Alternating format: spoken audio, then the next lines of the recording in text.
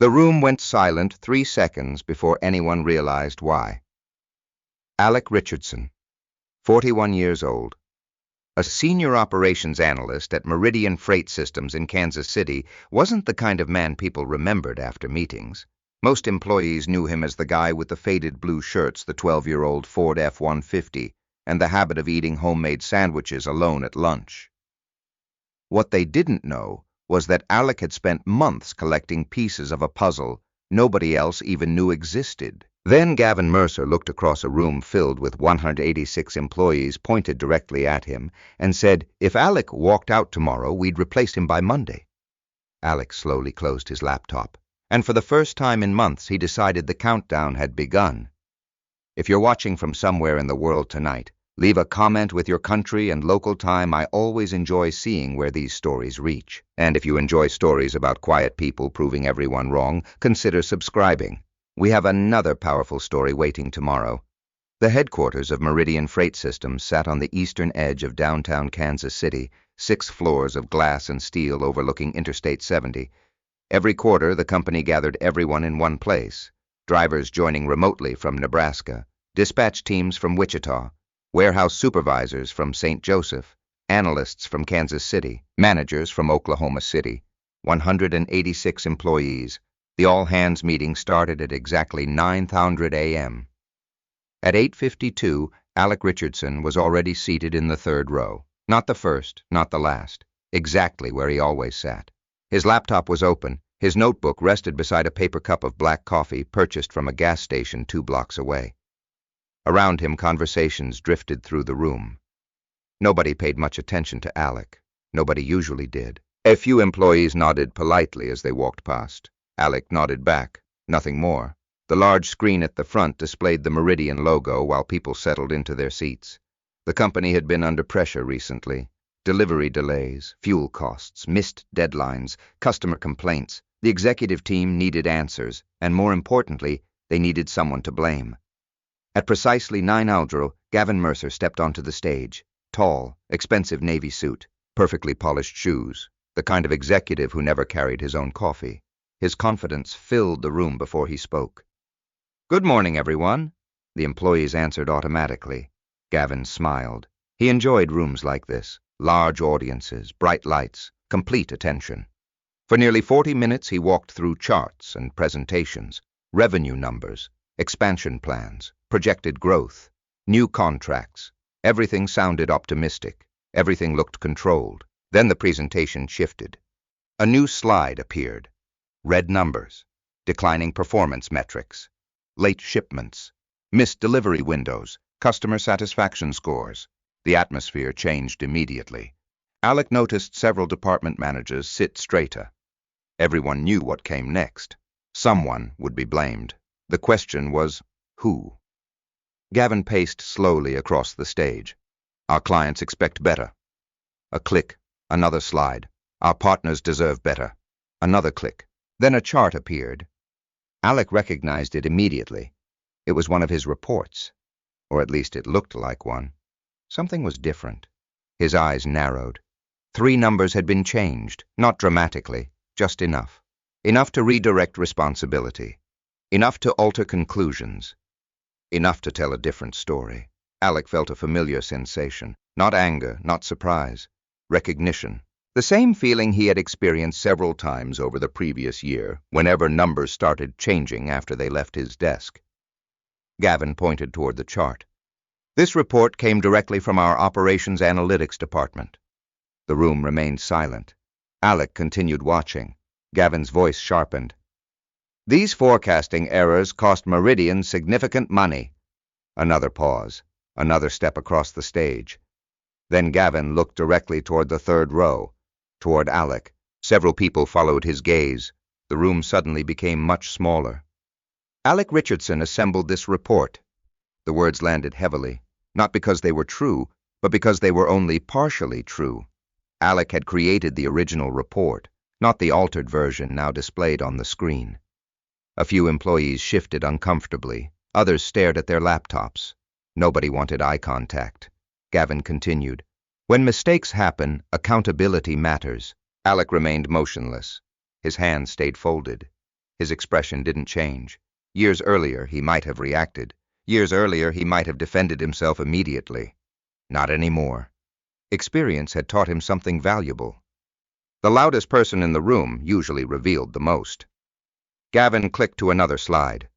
This company cannot afford dead weight. The room grew even quieter. Several executives exchanged brief glances. Even some managers appeared uncomfortable. Gavin was crossing a line, but nobody interrupted him. Power often sounds convincing when amplified through a microphone. Gavin looked directly at Alec again. Then he smiled. Not warmly, not professionally. A smile designed for humiliation. Nobody at Meridian is irreplaceable. Silence. A few nervous laughs appeared near the back of the room. Then Gavin delivered the sentence people would remember. Especially analysts. The nervous laughter grew slightly louder, not because anyone found it funny, because people often laugh when they're afraid of becoming the next target. Alec heard it. He heard every laugh, every cough, every shifting chair, every uncomfortable silence. Yet something else occupied his attention. The chart on the screen, specifically one number, a shipping cost variance. It had changed again, not only altered, updated, recently, very recently. His eyes focused on the figure. Someone had modified the report less than 24 hours earlier. That detail interested him far more than Gavin's speech. Because numbers leave footprints. People forget that. Data remembers everything. Gavin continued talking. The audience continued listening. But Alec was no longer paying attention. Instead, his mind quietly organized information. Dates, files, access logs, approval chains, vendor payments, email timestamps, pieces of a puzzle. Nothing emotional, nothing dramatic, just facts. The same facts he had been collecting for months. When the presentation finally ended, polite applause filled the room. Employees stood, conversations resumed. Some people avoided Alec completely, others offered sympathetic looks. A young analyst from accounting paused beside him. "Sorry about that." Alec gave a small nod. "It's fine." The analyst clearly didn't believe him. Neither would most people. Public humiliation usually leaves visible damage. But Alec wasn't thinking about embarrassment. He was thinking about timing. Because Gavin had made a mistake, a significant one, not by insulting him. That part didn't matter. The mistake was attaching himself publicly to manipulated data. In front of nearly 200 witnesses, executives often underestimate records. Meetings create records. Slides create records. Presentations create records. Witnesses create records. And records survive long after speeches are forgotten. Alec waited until most employees left. Then he packed his laptop, picked up his notebook, threw away the empty coffee cup, and returned to the 4th floor. The operations analytics department was quiet. Most people had gone to lunch. Sunlight filtered through the windows overlooking the interstate. Traffic crawled below. Business continued, as if nothing had happened. Alec sat at his desk, the same desk he had occupied for nearly 8 years. A small framed photograph stood beside his monitor. His father, taken during a fishing trip years earlier. Nothing fancy, nothing corporate, just a reminder of who he was outside these walls. Alec powered on his computer, logged into the network, opened several folders, work files, reporting archives, quarterly reviews, then another folder, hidden behind multiple layers, a folder nobody else knew existed. Its name was simple, Mercer Investigation. Inside sat hundreds of files, emails, invoices, vendor contracts, system logs, meeting notes, approval records, nothing stolen, nothing illegal, everything obtained through proper access and proper documentation. Months of careful observation, months of patience, months of preparation. Alec clicked through several files, cross-checking information, looking for patterns, looking for changes. Then something caught his attention. A notification appeared in his inbox, a vendor approval update. Time stamped, 8:17 a.m., less than 1 hour before the meeting. He opened the file, read it once, then read it again. The payment amount exceeded $200,000. The vendor name was familiar, very familiar, a company he had been tracking for weeks, a company that seemed to exist everywhere on paper and nowhere in reality. Prairie Ridge Consulting. Alec stared at the screen, then he slowly scrolled downward. until he reached the authorization line. The digital approval signature was waiting there, fresh, recent, and unmistakable, approved by Gavin Mercer. Alec leaned back in his chair. Outside traffic continued moving through Kansas City. Inside the office remained quiet. But for the first time since the all-hands meeting ended, a faint expression crossed his face. Not satisfaction, not anger, recognition. Because the file on his screen wasn't a problem. It was an opportunity, and Gavin Mercer had just added another piece to the evidence himself. Alec clicked Save, then opened a new folder and began organizing what would come next. The office was almost empty by the time Alec Richardson finally left his desk. Most employees had gone home hours earlier. The fourth floor of Meridian Freight Systems looked different after dark. The noise disappeared. No ringing phones, no managers walking between departments, no meetings, just rows of silent workstations and the distant hum of the building's air conditioning system. Alec preferred the office this way. People often assumed he stayed late because he was dedicated. The truth was more practical. Silence made patterns easier to find. At 8:17 p.m., he carried a notebook and a cup of coffee into a small conference room near the back of the floor. The room overlooked the employee parking lot. His old Ford F-150 sat alone beneath a security light. Alec closed the door, opened his laptop, and continued working. Not on Meridian projects, not on tomorrow's reports, not on anything Gavin Mercer had assigned him. Tonight he was studying Prairie Ridge Consulting. Again. The company appeared harmless on paper.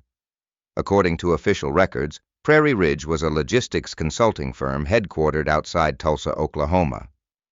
Meridian had paid the company repeatedly over the past 18 months. The invoices described services such as route optimization, carrier evaluation, fuel efficiency analysis, supply chain forecasting. The language sounded legitimate, professional, routine, exactly the kind of vendor nobody questioned, which was why Alec had questioned it. The first thing he had learned during 17 years in logistics was simple. Real vendors leave fingerprints. They send emails. They attend meetings. They create reports. They submit recommendations. They leave traces everywhere. Prairie Ridge seemed to leave money trails and nothing else. Alec opened a spreadsheet. 142 payments, total value $4.6 million. His eyes moved across the columns. Dates, approvals, invoice numbers, department codes. Every transaction shared something unusual. Almost every payment had passed through Gavin Mercer's office. Not directly, never directly. There were always extra layers, assistant approvals, department reviews, budget confirmations, enough distance to create plausible deniability. But patterns didn't care about excuses. Patterns only cared about repetition, and the repetition was impossible to ignore. Alec highlighted another line, then another, then another. The same names appeared repeatedly. The same approval chains, the same timing, the same inflated costs. His coffee had gone cold before he noticed. He took another sip anyway, then opened a different folder. This one contained archived operational reports.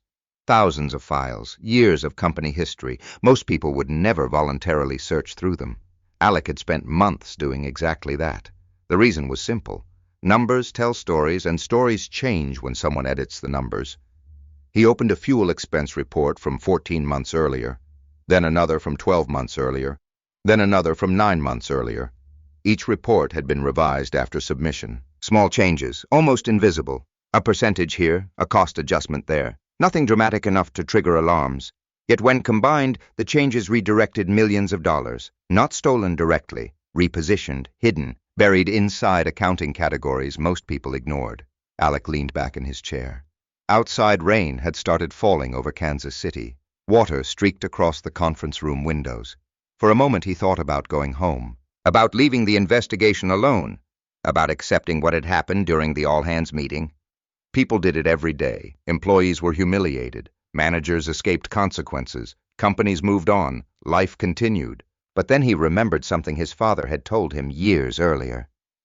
When somebody lies once, you can forgive it. When somebody builds a system around lies, somebody eventually pays for it. Alec had never forgotten that. The problem wasn't Gavin's arrogance. The problem wasn't even the insult. The problem was the system. People lost jobs because of manipulated reports. Departments lost funding because of altered numbers. Careers were damaged. And somewhere beneath all of it, real money was moving in directions it shouldn't. His attention returned to the screen. A new email notification appeared. Sender Lauren Hayes, Director of Compliance. Alec stared at the name for several seconds. Lauren rarely contacted him directly. Compliance generally communicated through formal channels. That was how large companies worked. The email was brief. 3 sentences. Alec, do you have 15 minutes tomorrow? I need clarification regarding several historical vendor payments. Please keep this conversation confidential. No greeting, no explanation, no unnecessary details. Alec read the email twice, then a third time. Interesting, very interesting. Because Lauren Hayes wasn't the type of person who asked questions without already knowing part of the answer. He closed the message, opened another file. This one contained vendor registration documents. Prairie Ridge Consulting again. The paperwork looked ordinary until Alec reached the ownership records. He had reviewed them dozens of times before. Tonight he looked closer. A small amendment had been filed 11 months earlier. A minor change, easy to overlook, the kind of update most people never read. Alec zoomed in, then frowned. One name appeared in the supporting documentation, not Gavin Mercer. Someone else. A person Alec recognized from a company holiday event 2 years earlier. Nathan Mercer, Gavin's brother-in-law. Alec stared at the screen. He felt the familiar sensation again. Not excitement, not triumph, recognition. Another piece fitting into place. Still not enough. Not nearly enough. Relationships alone proved nothing. But relationships combined with money created questions. And questions created investigations. His phone buzzed. A text message. His father. "You're still working?" Alec smiled faintly. The old man asked the same question almost every week. He typed back. "Almost done." The reply came immediately. "Don't forget dinner this weekend." Alec looked at the message for a moment. His father lived alone outside Independence, Missouri, 73 years old, retired mechanic. The kind of man who believed actions mattered more than words. The kind of man who would have hated everything about Gavin Mercer. Alec put the phone away, then opened the final report of the night. A vendor activity log. He wasn't expecting anything significant, just another routine review. Then he noticed something. A date, 3 weeks earlier. Prairie Ridge had supposedly delivered a consulting presentation to Meridian executives. A full strategic review, cost $187,000. There was only one problem. Alec checked the meeting calendar. No presentation existed. No conference room reservation. No attendee list. No meeting invitation. Nothing. According to company records, a 6-figure consulting project had appeared from nowhere. A ghost presentation. Paid, approved, filed, and forgotten.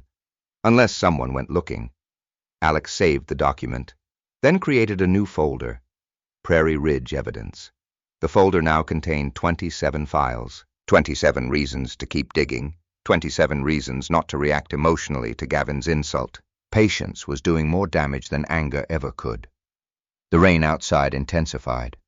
Thunder rolled somewhere beyond downtown Kansas City. The building lights reflected against the dark glass.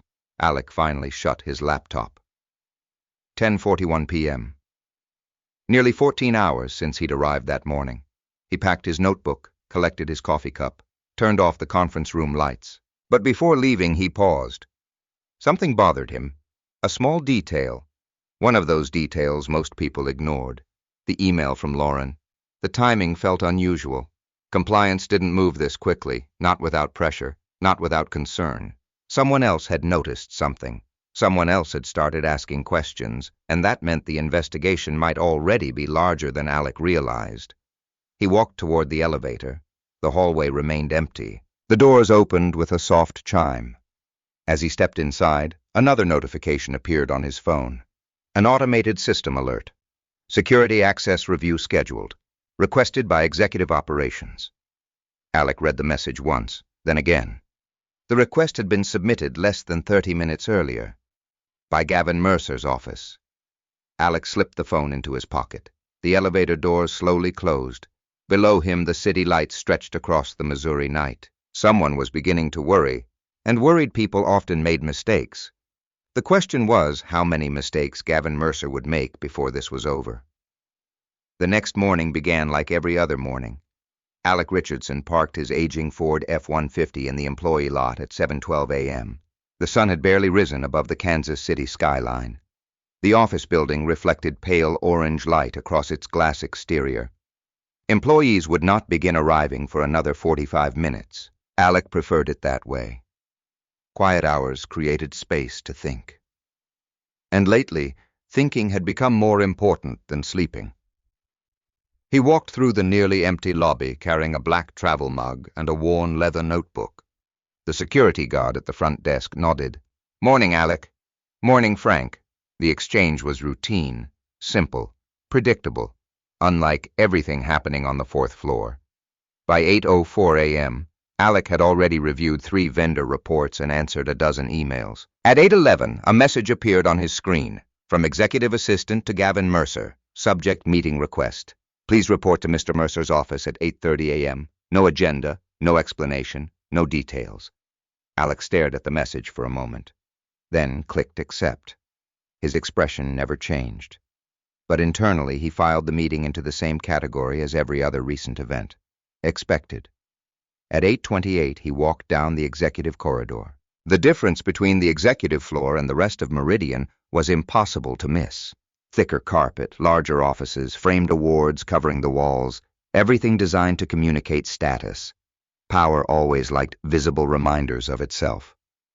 Gavin Mercer's office occupied the corner, floor-to-ceiling windows, private conference table, view of downtown Kansas City.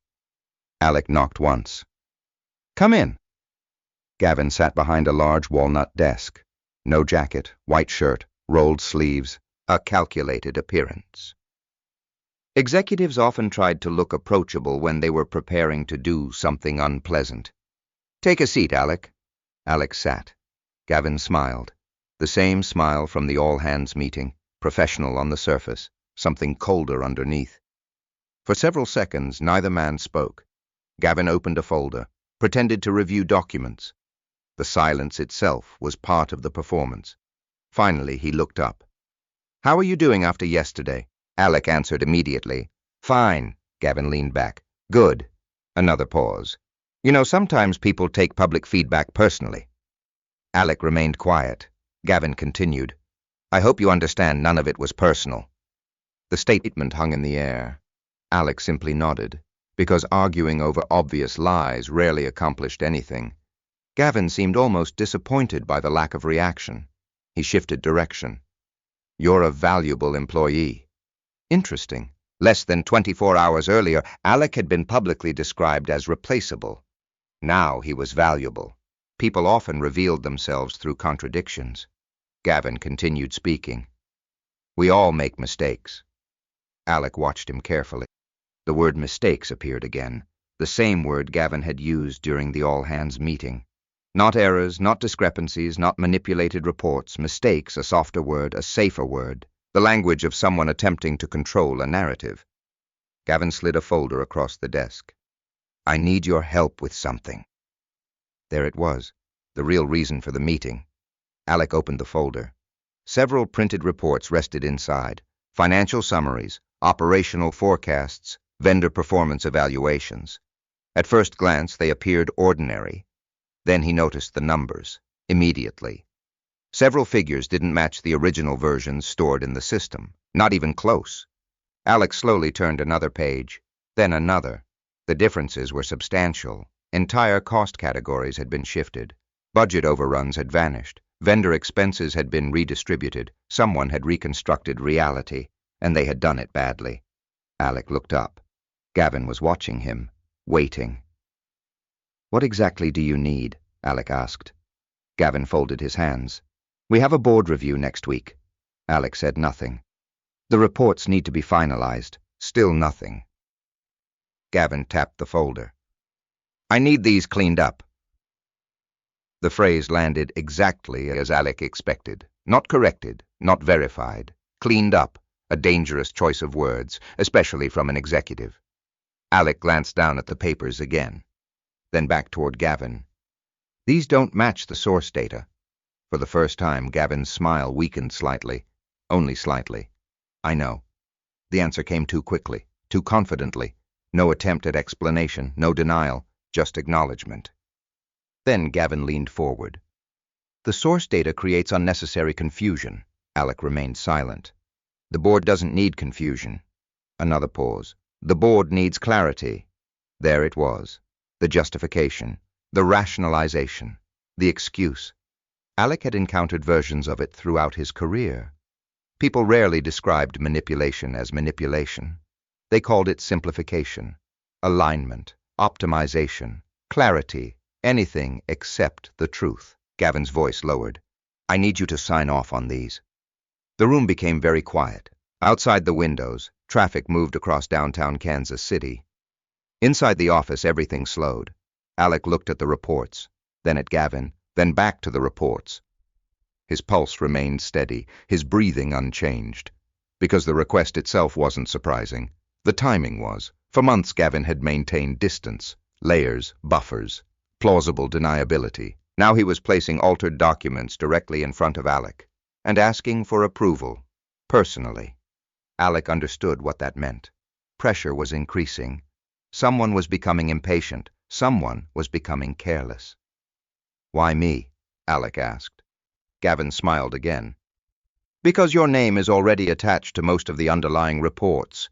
Alec heard the implication immediately. If the reports were questioned, later responsibility could travel downhill. Very quickly, Gavin continued. You understand the data better than anyone. Another carefully chosen statement, technically true, which made it more dangerous. Many effective lies begin with a fact. Alec closed the folder. I'll review them. Gavin studied him. Good. Then his tone changed, subtly. Not enough for an outsider to notice. Enough for Alec. Because I'd hate to see your position become complicated. There it was, the threat, not direct, not explicit, carefully designed. The type of statement lawyers dislike and executives love. Difficult to prove, easy to understand. Alec met his gaze. Neither man looked away. The silence stretched. Finally, Gavin stood. Conversation over.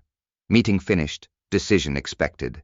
Alec rose from his chair, picked up the folder, and walked toward the door. Then Gavin spoke again. One final sentence.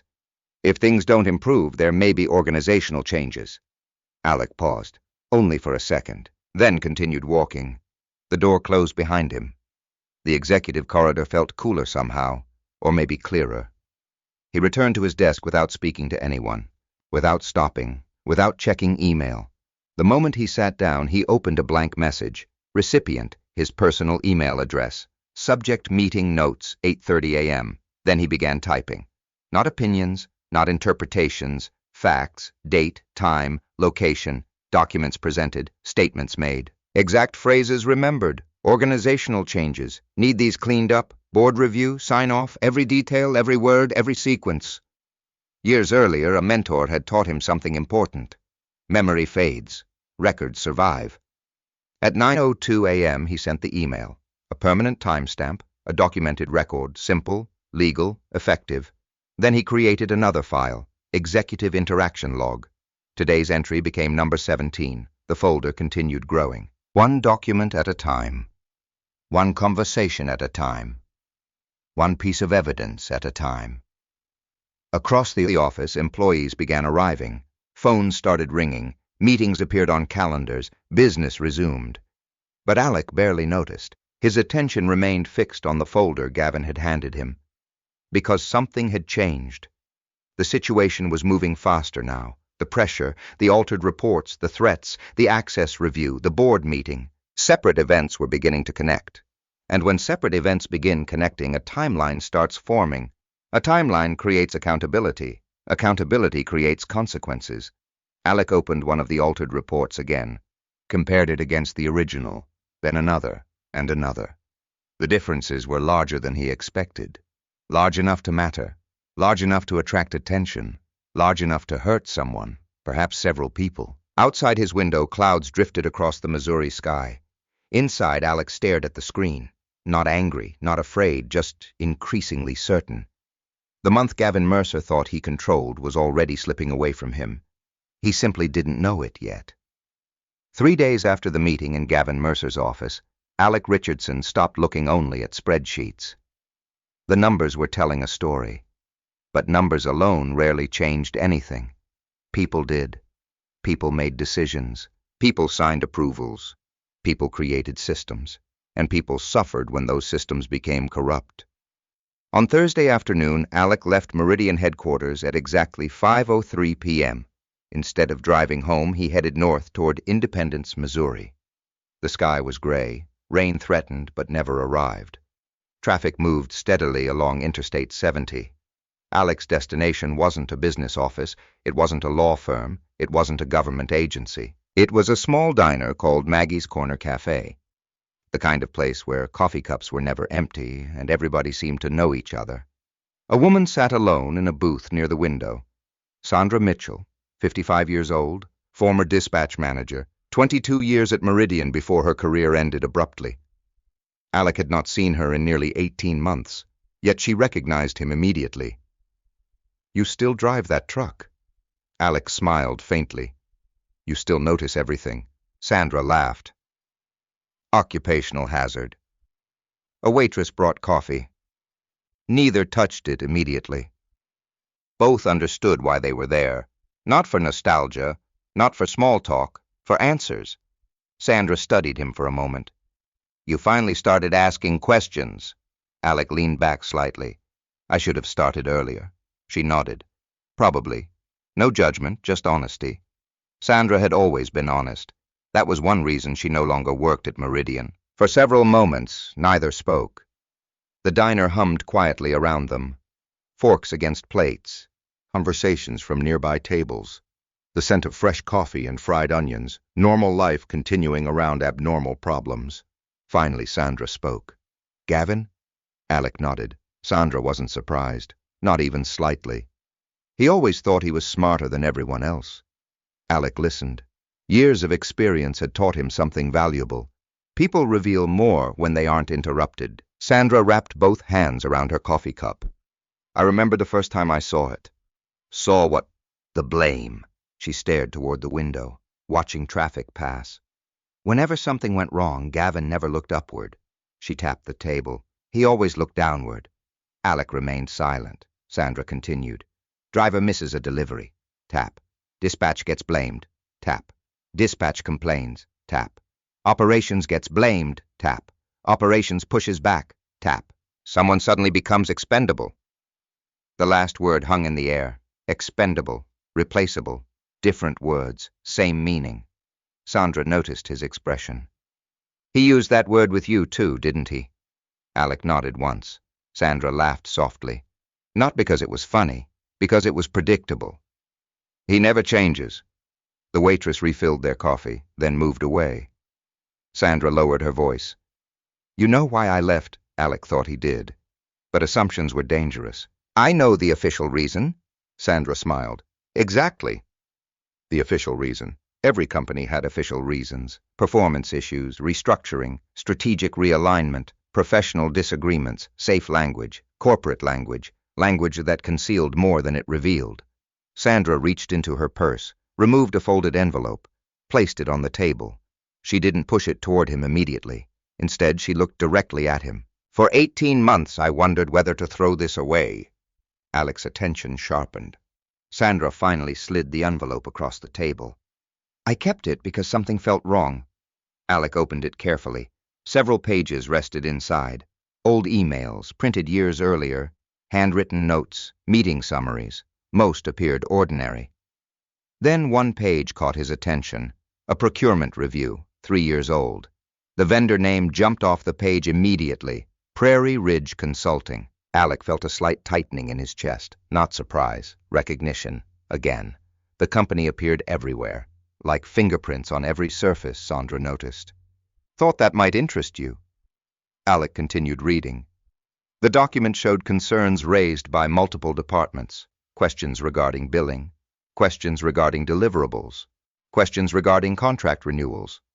Every concern had been dismissed, every single one. Approved anyway, signed anyway, paid anyway. Alec looked up. "Who reviewed this?" Sandra answered immediately. "Gavin?" "Of course. Alec turned another page. More notes, more concerns, more approvals. The pattern repeated endlessly. Then he noticed something unusual. A handwritten note in blue ink. One sentence. Meeting cancelled after executive review.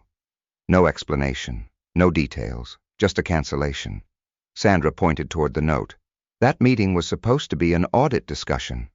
Alec looked at her. What happened? Sandra shrugged. Nobody knows. Then she corrected herself. No, that's not true. Her eyes hardened slightly.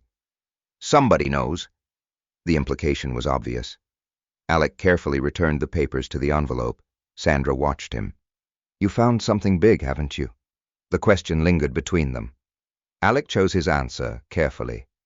I'm trying to understand how far it goes. Sandra nodded slowly. The response told her enough. For a while they talked about former employees. Names Alec remembered. People who had disappeared quietly. People who had transferred. People who had resigned unexpectedly. People blamed for problems that never seemed entirely theirs. A pattern emerged. Not proof, but a pattern. And patterns mattered, especially when they repeated across years. As the conversation continued, Sandra revealed something Alec hadn't expected. A name. Mark Henderson, former financial controls manager, retired 2 years earlier. He used to question Prairie Ridge invoices constantly. What happened? Sandra smiled without humor. He got moved out of every important meeting. Alec filed the information away immediately. Another thread, another possible witness, another piece. The sun had nearly disappeared by the time they finished talking. Outside headlights illuminated the wet pavement.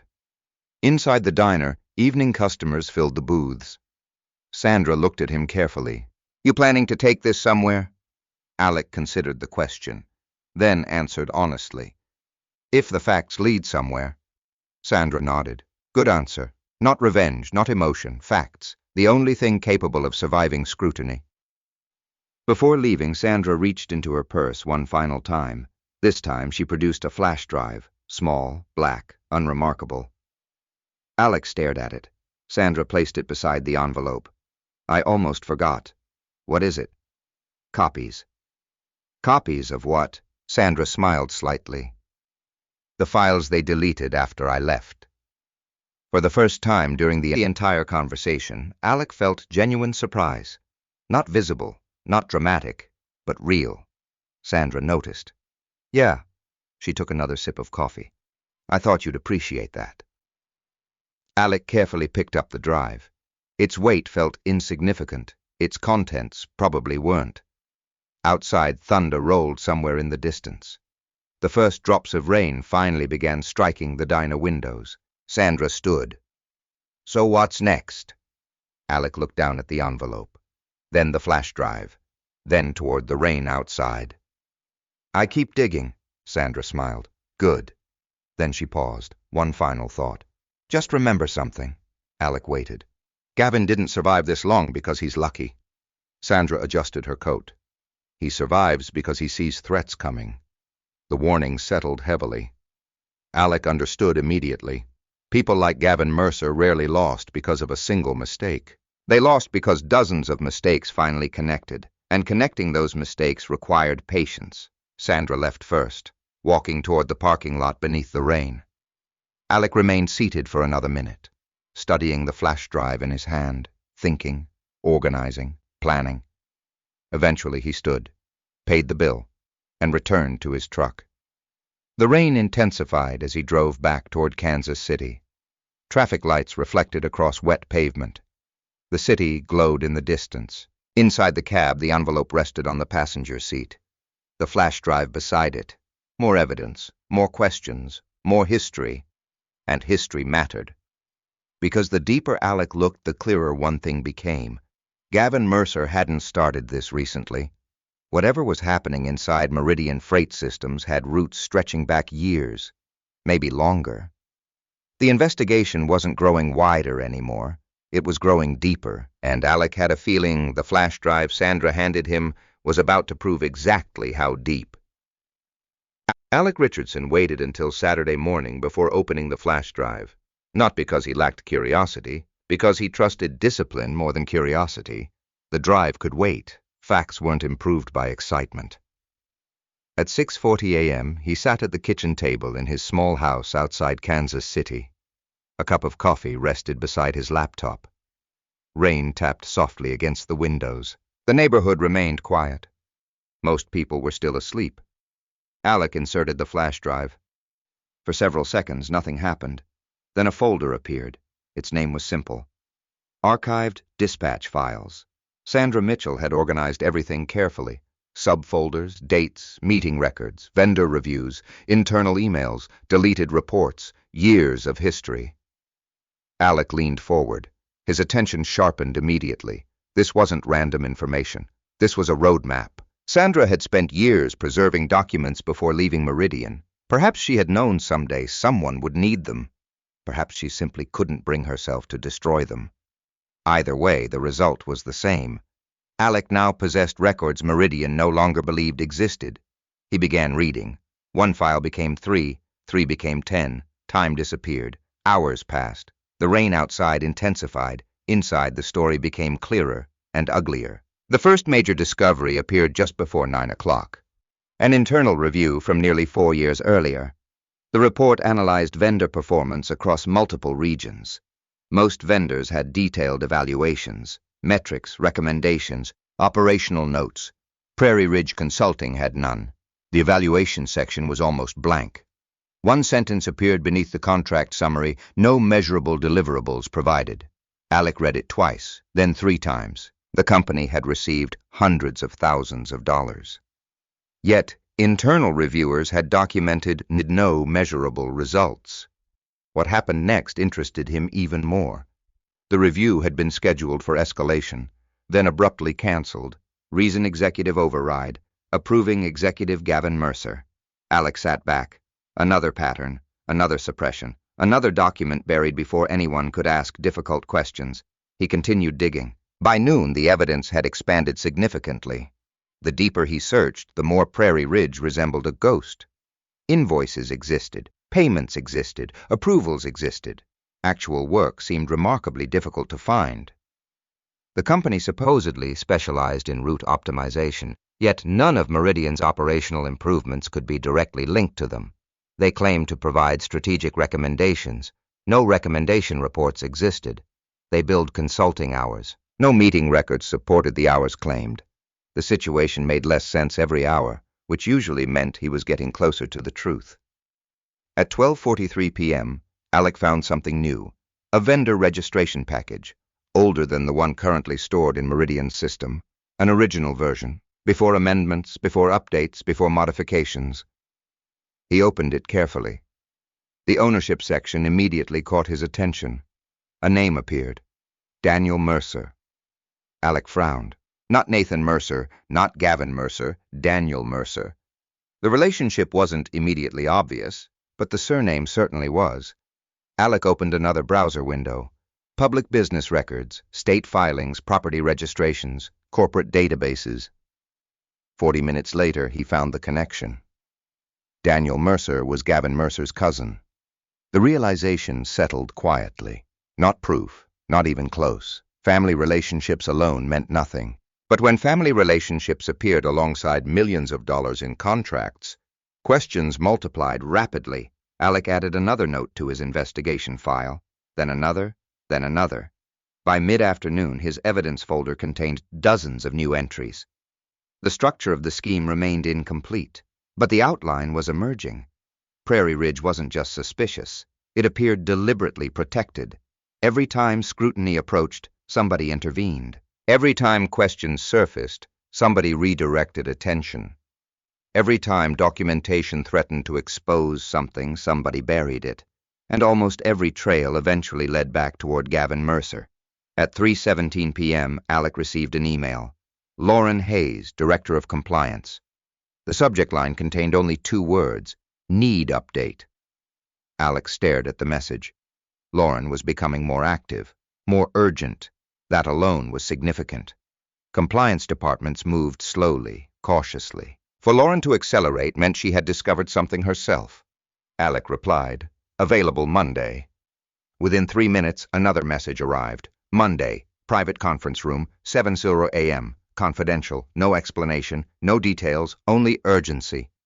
Alec saved the email, then returned to the flash drive. The biggest discovery arrived shortly before sunset. A spreadsheet, simple, unremarkable, buried inside an archive folder.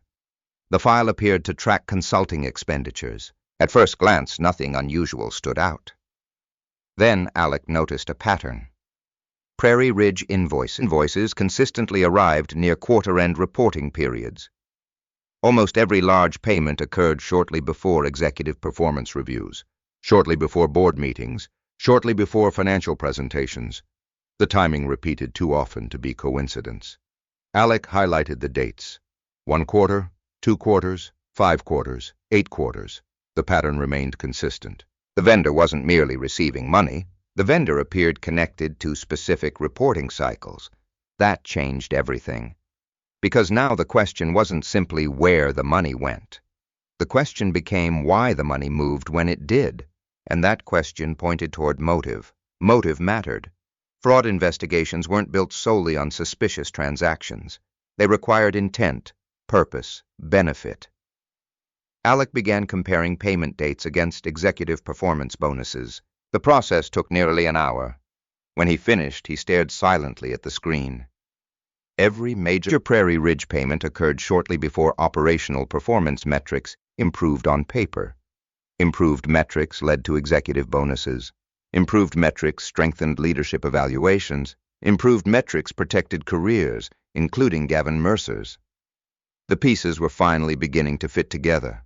Not perfectly, not completely, but enough to reveal the shape of something larger. Alec rubbed his eyes. Outside darkness settled over Kansas City. The kitchen clock showed 7:46 p.m. He had spent nearly 13 hours examining documents. Most people would have stopped. Alec continued, because something bothered him. One final inconsistency. A question he still couldn't answer. If Prairie Ridge existed primarily to support manipulated reporting, why would Gavin suddenly become reckless now? Why humiliate Alec publicly? Why pressure him directly? Why risk exposure? People who survive for years rarely become careless without a reason. That thought lingered. Then another possibility emerged. Maybe Gavin wasn't becoming careless. Maybe he was becoming desperate. The distinction mattered. Careless people make mistakes. Desperate people make bigger ones. Alec closed the laptop. The investigation had already expanded beyond what he imagined weeks earlier.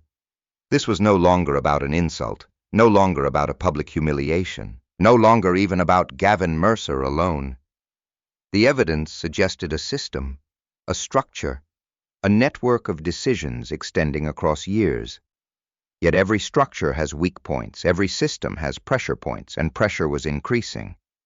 Monday's meeting with Lauren Hayes would reveal how much. The following morning arrived cold and clear.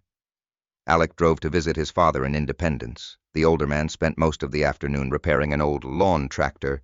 Grease stained his hands. Tools covered the garage floor.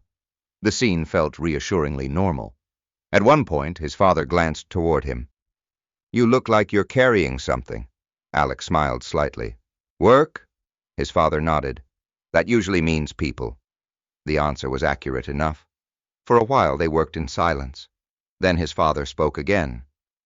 "You know what causes most problems?" Alec looked up. "What?" The old man tightened a bolt. "People believing they're untouchable." Nothing more. No lecture, no speech, just one sentence.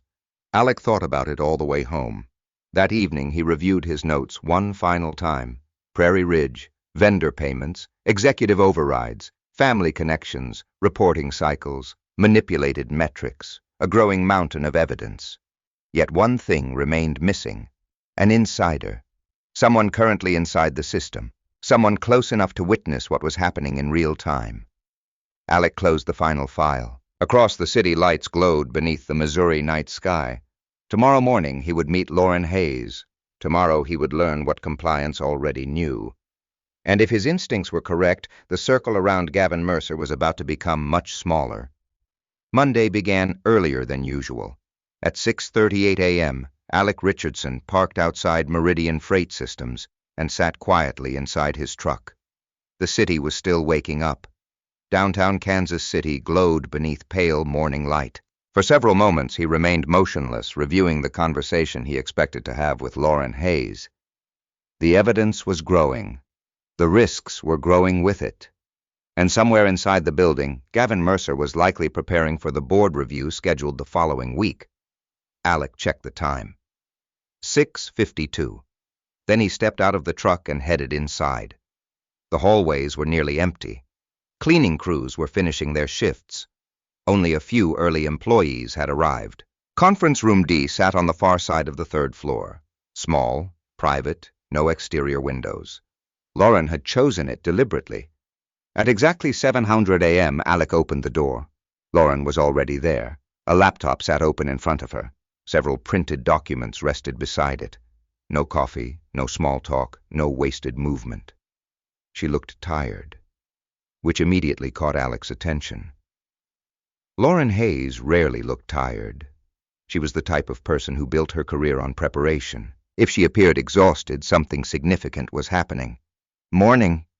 "Morning," Alec sat. Lauren closed the conference room door herself, then returned to her chair.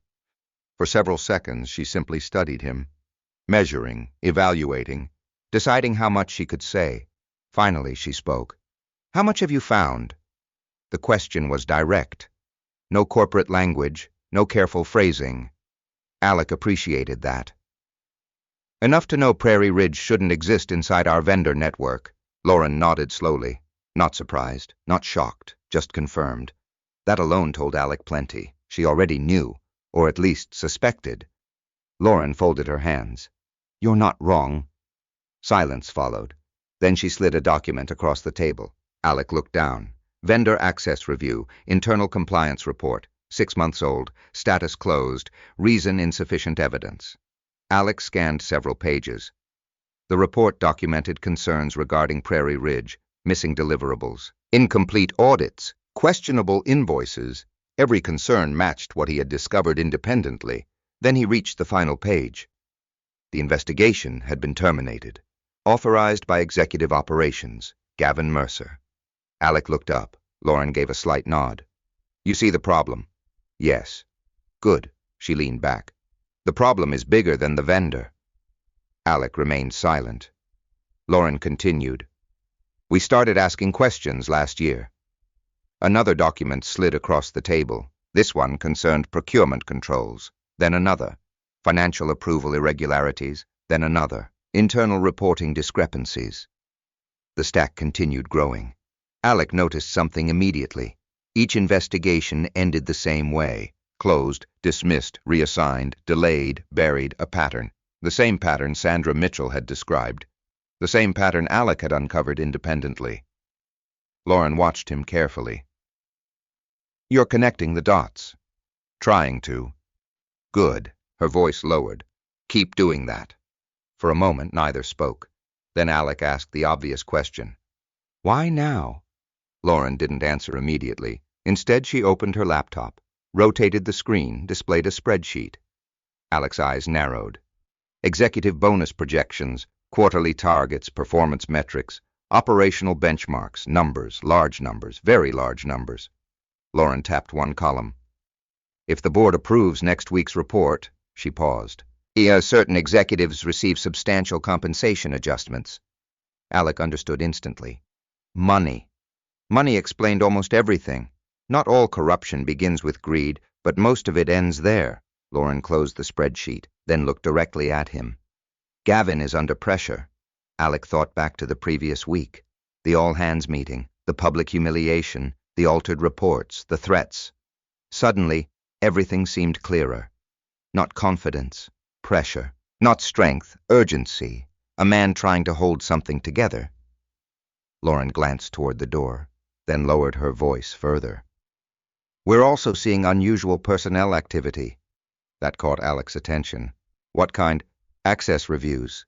"Interesting." Alec said nothing. Lauren continued. "Department transfers." Another pause. "Replacement planning." The final phrase lingered. Replacement planning. Alec immediately understood. Someone was preparing contingencies. Someone expected changes.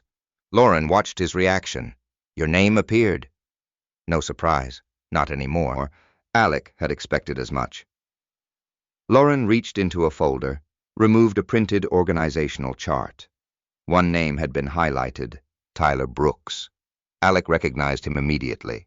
27, junior analyst, smart, inexperienced, ambitious, recently transferred into operations analytics. Alec had trained him for nearly 3 months. Lauren tapped the chart. Gavin requested accelerated promotion review. Alec studied the page. Tyler's current position normally required years of development before advancement. This request bypassed multiple steps. The timing felt obvious, a replacement, a visible replacement, someone Gavin could point toward once Alec was gone. Lauren closed the folder. That's why I'm showing you this. Alec remained thoughtful. Tyler wasn't a bad employee, not at all, just inexperienced. The kind of person who might trust the wrong mentor. The kind of person who might not recognize manipulation until it was too late. The meeting ended shortly afterward. Lauren offered no promises, no guarantees, only information. Information was enough, because information created options, and options created leverage. By 8:11 a.m., Alec was back on the 4th floor. Employees filled the department. Phones rang. Printers hummed. The normal rhythm of corporate life continued. At the far end of the office, Tyler Brooks sat reviewing logistics reports. Headphones around his neck. Coffee beside his keyboard, completely unaware of the role he was about to play. Alec approached quietly. "Morning," Tyler looked up. "Oh, morning." The younger analyst smiled. Unlike many employees, Tyler hadn't treated Alec differently after the all-hands meeting. Perhaps because he lacked office politics experience, or perhaps because he simply wasn't cruel. Either possibility was refreshing. "Got a minute?" Alec asked. "Sure." Tyler rotated his chair. For the next 30 minutes they reviewed shipping forecasts together. Nothing unusual, nothing dramatic. Just work. Real work. The kind Gavin Mercer rarely seemed interested in anymore. As they talked, Alec observed carefully. Tyler asked good questions, listened closely, took notes. He wasn't incompetent, far from it, which made the situation unfortunate, because competent people often become useful tools for incompetent leaders. At one point, Tyler hesitated, then spoke. "You know something?" Alec looked up. "What?" Tyler glanced around the office, lowered his voice. "Gavin's been asking weird questions." Alec remained expressionless. "What kind of questions?" Tyler shifted uncomfortably. "About your reports." "Okay." "About system permissions." Another pause. "About whether I could handle more responsibilities." There it was. Direct confirmation. Not evidence, not proof, but confirmation. Tyler continued. "I thought maybe he was planning some restructuring." Alec nodded. "Maybe." The younger analyst seemed uncertain. Then he laughed awkwardly. "Honestly, I don't know what he's doing half the time." Neither did most of Meridian. That was part of the problem. The conversation ended. Work resumed. The day continued.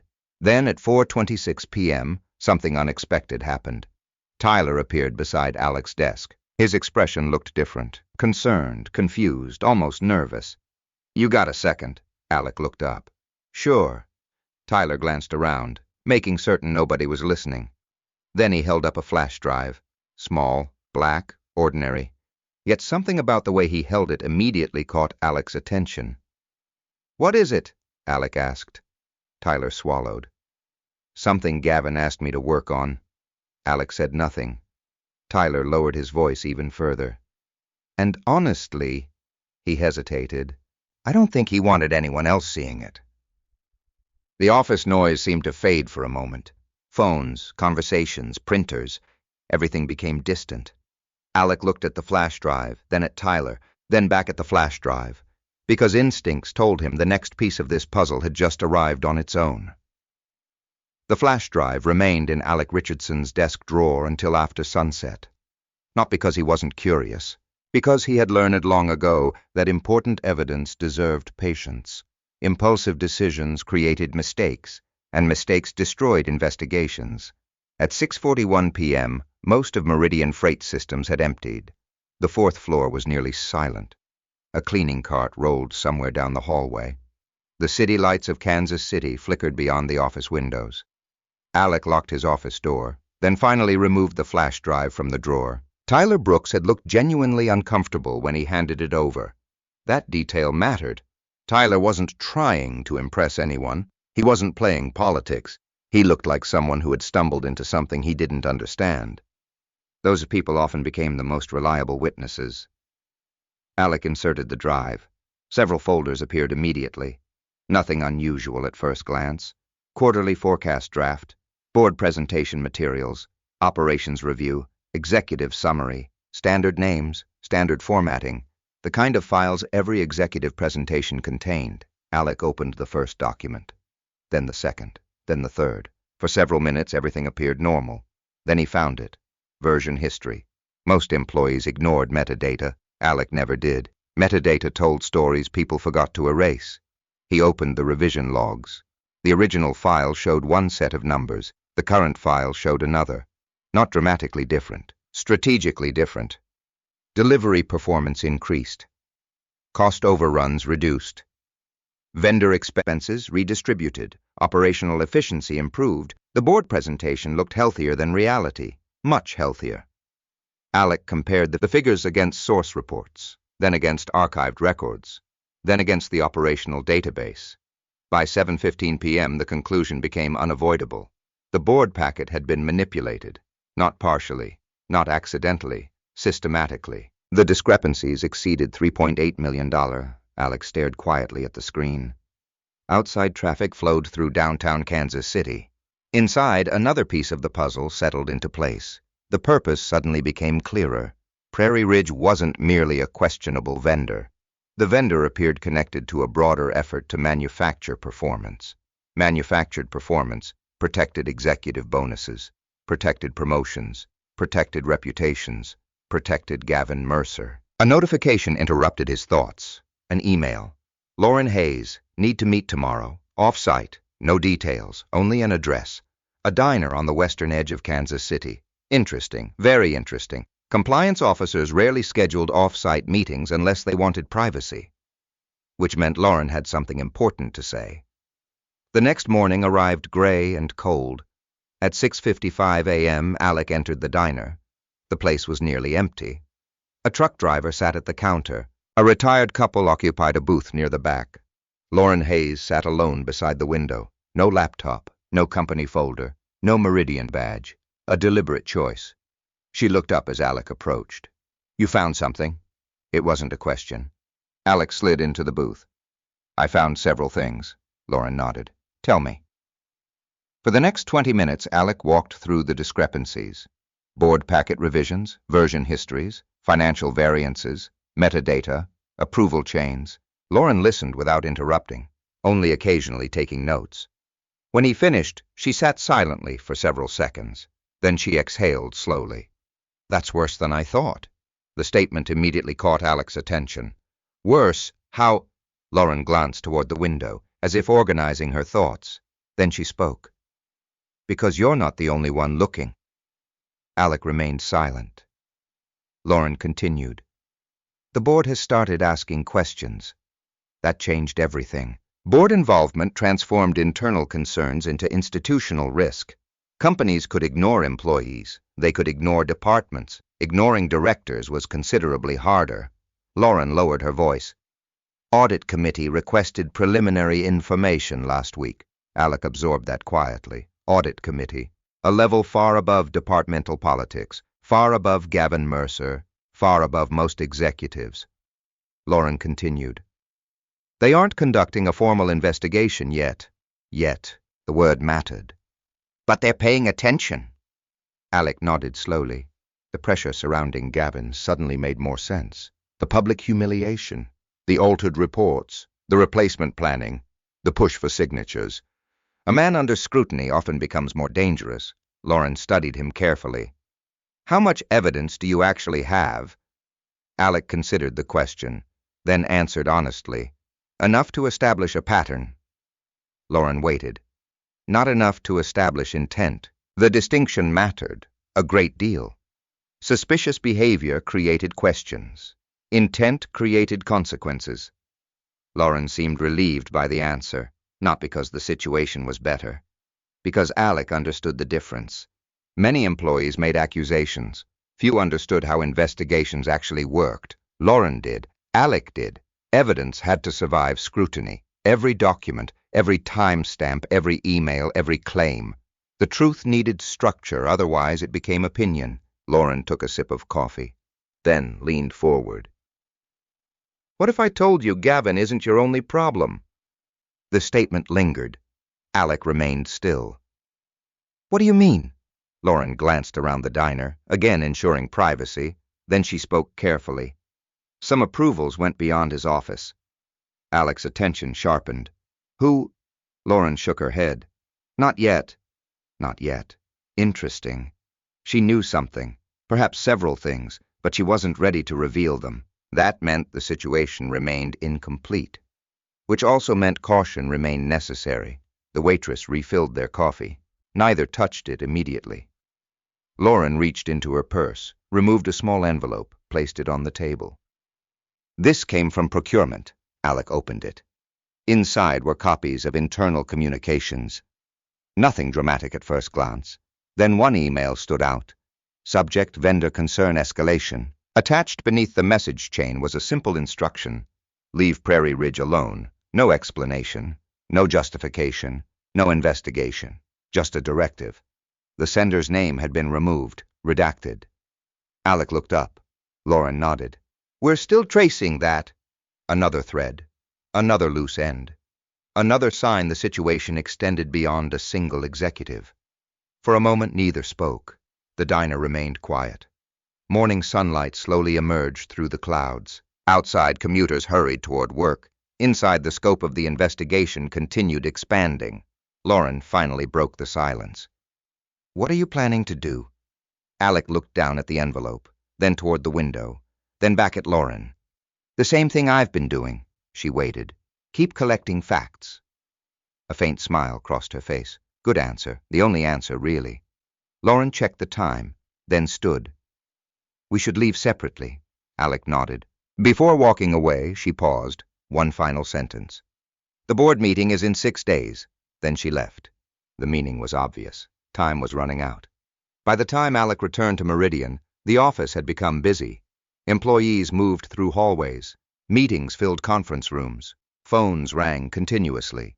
Normal business, the appearance of normal business. Because beneath the surface something was changing. Pressure was building, questions were spreading. And somewhere inside the executive suite, Gavin Mercer was preparing for the biggest presentation of his career. Alec walked back to his desk, opened the board packet again, then compared it against the source data. Line by line, column by column, no assumptions, no shortcuts, only evidence. Hours passed. By late afternoon, his notes filled nearly 40 pages. Patterns emerged. Connections strengthened. Timelines aligned. The picture grew clearer. Then an email appeared. Sender: Gavin Mercer. Subject: board review preparation. Mandatory executive presentation rehearsal tomorrow. Selected attendees only. Alec stared at the message. His name appeared on the attendee list. Interesting, very interesting. Because Gavin had spent weeks isolating him, now suddenly he wanted him in the room. That meant one of two things. Either Gavin believed Alec had become harmless, or Gavin intended to use him for something. Alec suspected the second possibility. He saved the email, then opened a new folder. Board meeting preparation. The folder continued growing. More evidence, more timelines, more records. Outside evening settled across Kansas City. The board review sat less than a week away. And for the first time, Alec sensed something important. The investigation was no longer moving toward Gavin Mercer. The investigation was moving toward a collision. The only question remaining was who would be standing when it finally happened. The rehearsal meeting began at 900 a.m. sharp.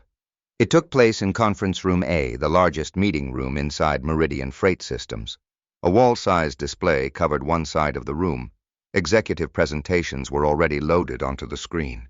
The atmosphere felt different from an ordinary meeting. Tighter, more controlled, more nervous. The board review was only days away. Mistakes suddenly mattered. Alec Richardson arrived 3 minutes early, as usual. He chose a seat near the middle of the table, not at the head, not near the door, a place where he could observe without attracting attention. One by one, managers entered, department directors, finance personnel, operations leaders. Eventually, Gavin Mercer arrived. His confidence appeared intact. Expensive suit, confident smile, perfect posture. Yet Alec noticed something new. Gavin looked tired. Not physically exhausted, mentally strained.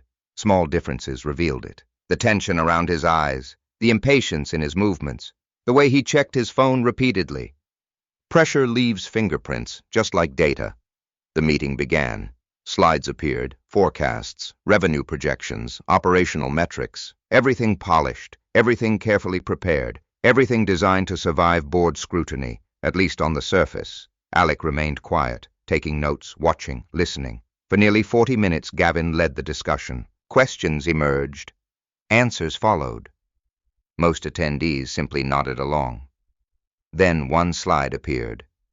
Alec recognized it immediately. The Prairie Ridge numbers, the manipulated figures, the same figures he had been tracking for weeks. Gavin pointed toward the screen. Our consulting partnerships have generated significant operational efficiencies.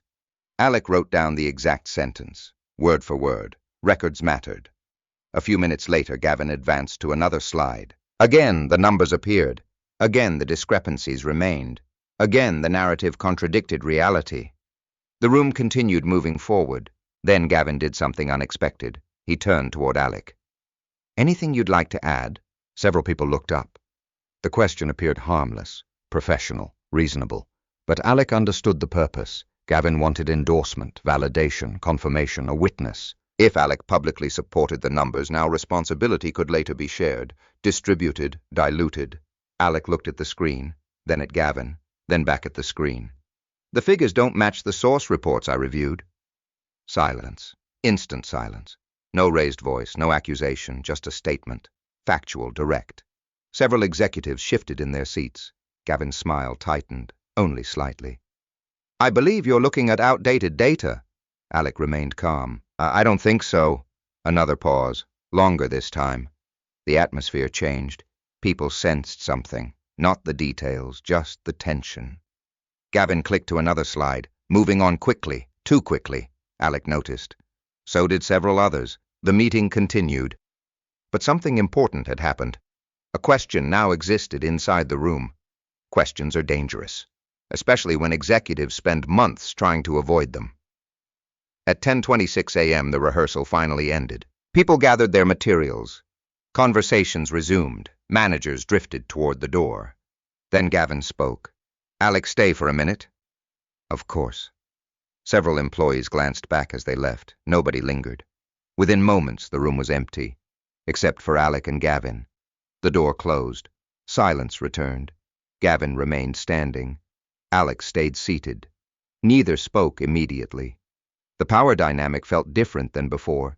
Not because positions had changed, because certainty had. Gavin walked slowly toward the conference table. What exactly are you doing? His tone remained controlled, barely. Alec answered simply. My job. The response irritated him. Alec could see it. Gavin placed both hands on the table. You've become difficult lately. Interesting. Not wrong, but interesting. Alec said nothing. Gavin continued. The board meeting isn't the place for confusion. The word appeared again. Confusion. The same word from previous conversations. The same justification. The same excuse. Alec finally spoke. Neither is inaccurate reporting. The statement landed harder than the volume suggested. Gavin stared at him. The room grew quiet. Then Gavin smiled, a cold smile, one that never reached his eyes. You really think you're protecting something here? Alec remained silent. Because people often reveal more when allowed to continue talking. Gavin leaned closer. You know what happens when departments fail? No response. People lose jobs. Another pause. Good people. Another. Families. Still, Alec said nothing. Then Gavin made his mistake. A small one. The kind people make when emotions start overriding discipline. If somebody gets hurt by this, that's on you. There it was. Pressure, blame, responsibility shifting before consequences even arrived. Alec noticed it immediately. So did his memory, because every statement now had context. Every statement fit into a timeline. Every statement strengthened a pattern. Gavin eventually stepped back. Conversation over, at least for now. "You can go." Alec stood, collected his notebook, walked toward the door, then stopped. Not dramatically, not defiantly, just long enough to say one sentence. "The source data still exists." The room became perfectly still. Alec opened the door, then left. The reaction behind him was silence, and silence often says more than words. The rest of the afternoon passed quietly. Too quietly. By 3:00 p.m., Alec had returned to his regular workload, shipping forecasts, route analysis, vendor reviews, normal responsibilities, yet beneath the surface he remained alert. The rehearsal meeting felt significant, not because of what had happened, because of what Gavin expected to happen next. Pressure changes behavior. Alec suspected more pressure was coming. He was right. At 4:11 p.m., an email arrived. Sender, Gavin Mercer. Subject, urgent review needed. Attached was a spreadsheet. Large, complex, recently modified. The accompanying message was brief. "Need your sign-off before tomorrow morning. Thanks." Alec opened the file. His eyes immediately narrowed. Something felt wrong. Not the numbers, the file itself. He downloaded a copy, then opened the document properties, metadata, creation timestamps, modification history, author records. Within seconds, the problem became obvious. The file had been altered. Recently, very recently, but not merely altered. The revision history itself appeared manipulated. Several timestamps didn't align. User records conflicted. Version sequences were broken. Someone had attempted to rewrite the file's history. Poorly. Alec compared it against archived system logs. The discrepancies multiplied. Then he discovered something worse. The metadata suggested Alec himself had approved changes days earlier. Changes he had never seen, never reviewed, never authorized. The realization settled heavily. This wasn't a request anymore, it was a trap, a deliberate one. If the document survived long enough, it could create a false record, one showing Alec's involvement, one showing his approval, one creating doubt. Exactly the kind of doubt Gavin might need if investigations escalated. Alec remained calm. Emotion wouldn't help. Documentation would. He saved copies, created screenshots, exported metadata, recorded timestamps, then drafted a response. Carefully, extremely carefully, every word mattered, every sentence mattered. The email contained no accusations, no conclusions, only questions, several questions. Requests for clarification, requests for confirmation, requests for written explanations. Nothing aggressive, nothing emotional. Just enough to force responses into the record.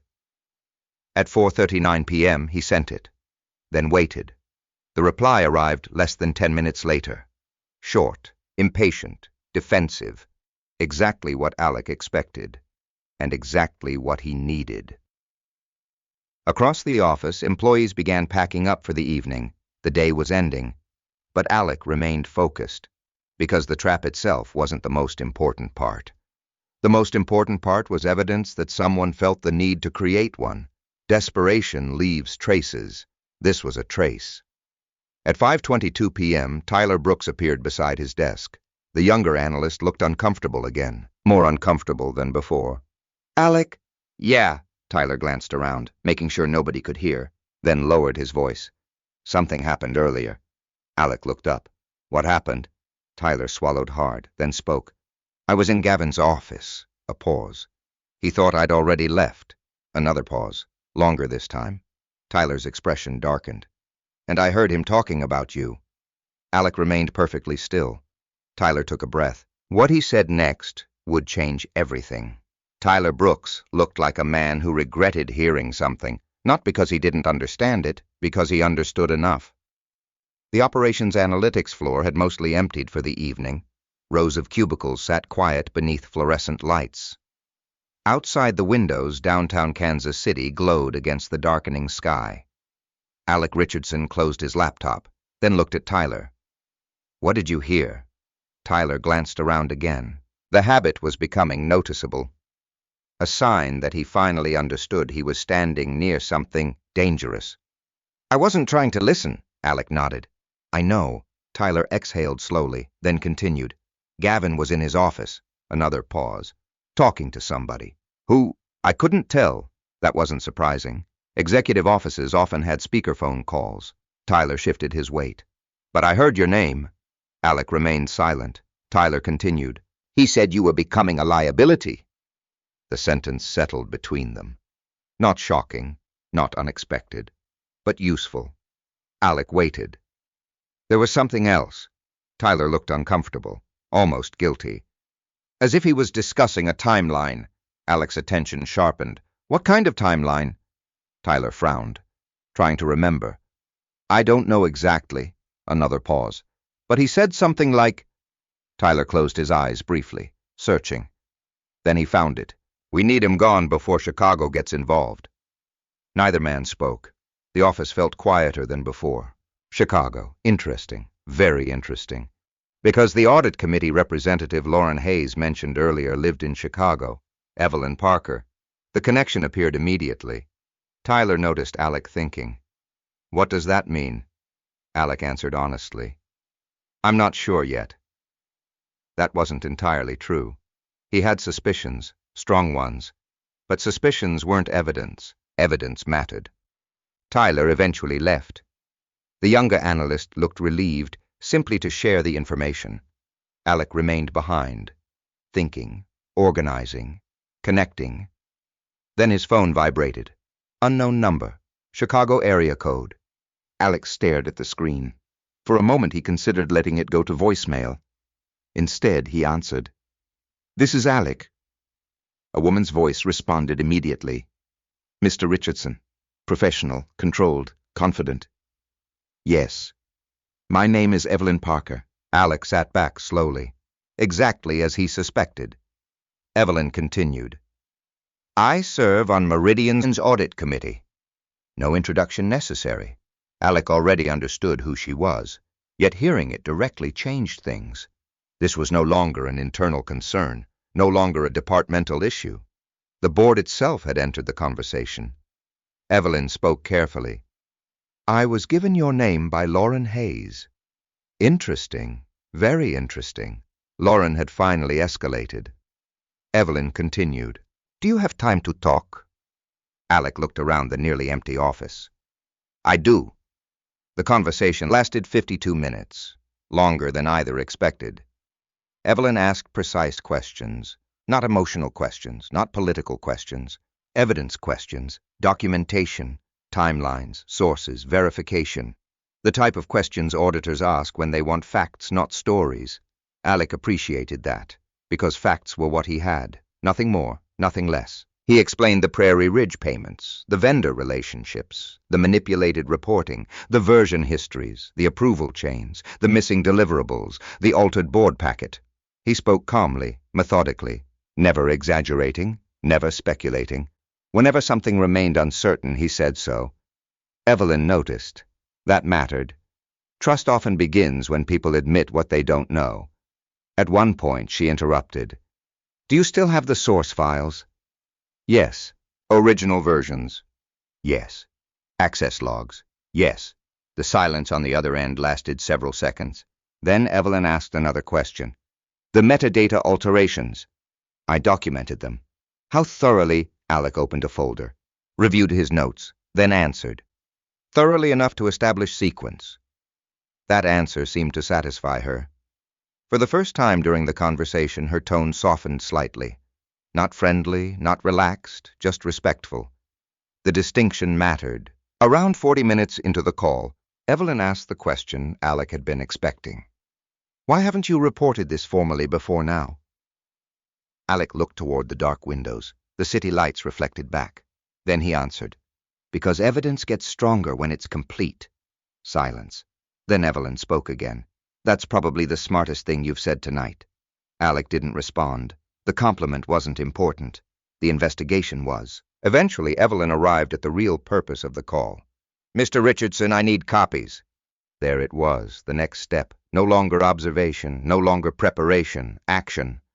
Alec had anticipated this moment for weeks, perhaps months, yet he still answered carefully. What specifically? Everything you can verify. Important wording, not everything. Everything verifiable. The difference separated professionals from amateurs. Evelyn continued. I don't want theories. Understood? I don't want assumptions. Understood. I want facts. Alec glanced toward the folders filling his hard drive. Facts were exactly what he had been collecting. The call finally ended at 6:47 p.m. Before hanging up, Evelyn offered one final instruction. Do not discuss this with anyone except Lauren Hayes. Alec nodded automatically, even though she couldn't see him. Understood. Then came the second instruction, the more interesting one. Give me 72 hours. 72 hours. 3 days. Not long, not short.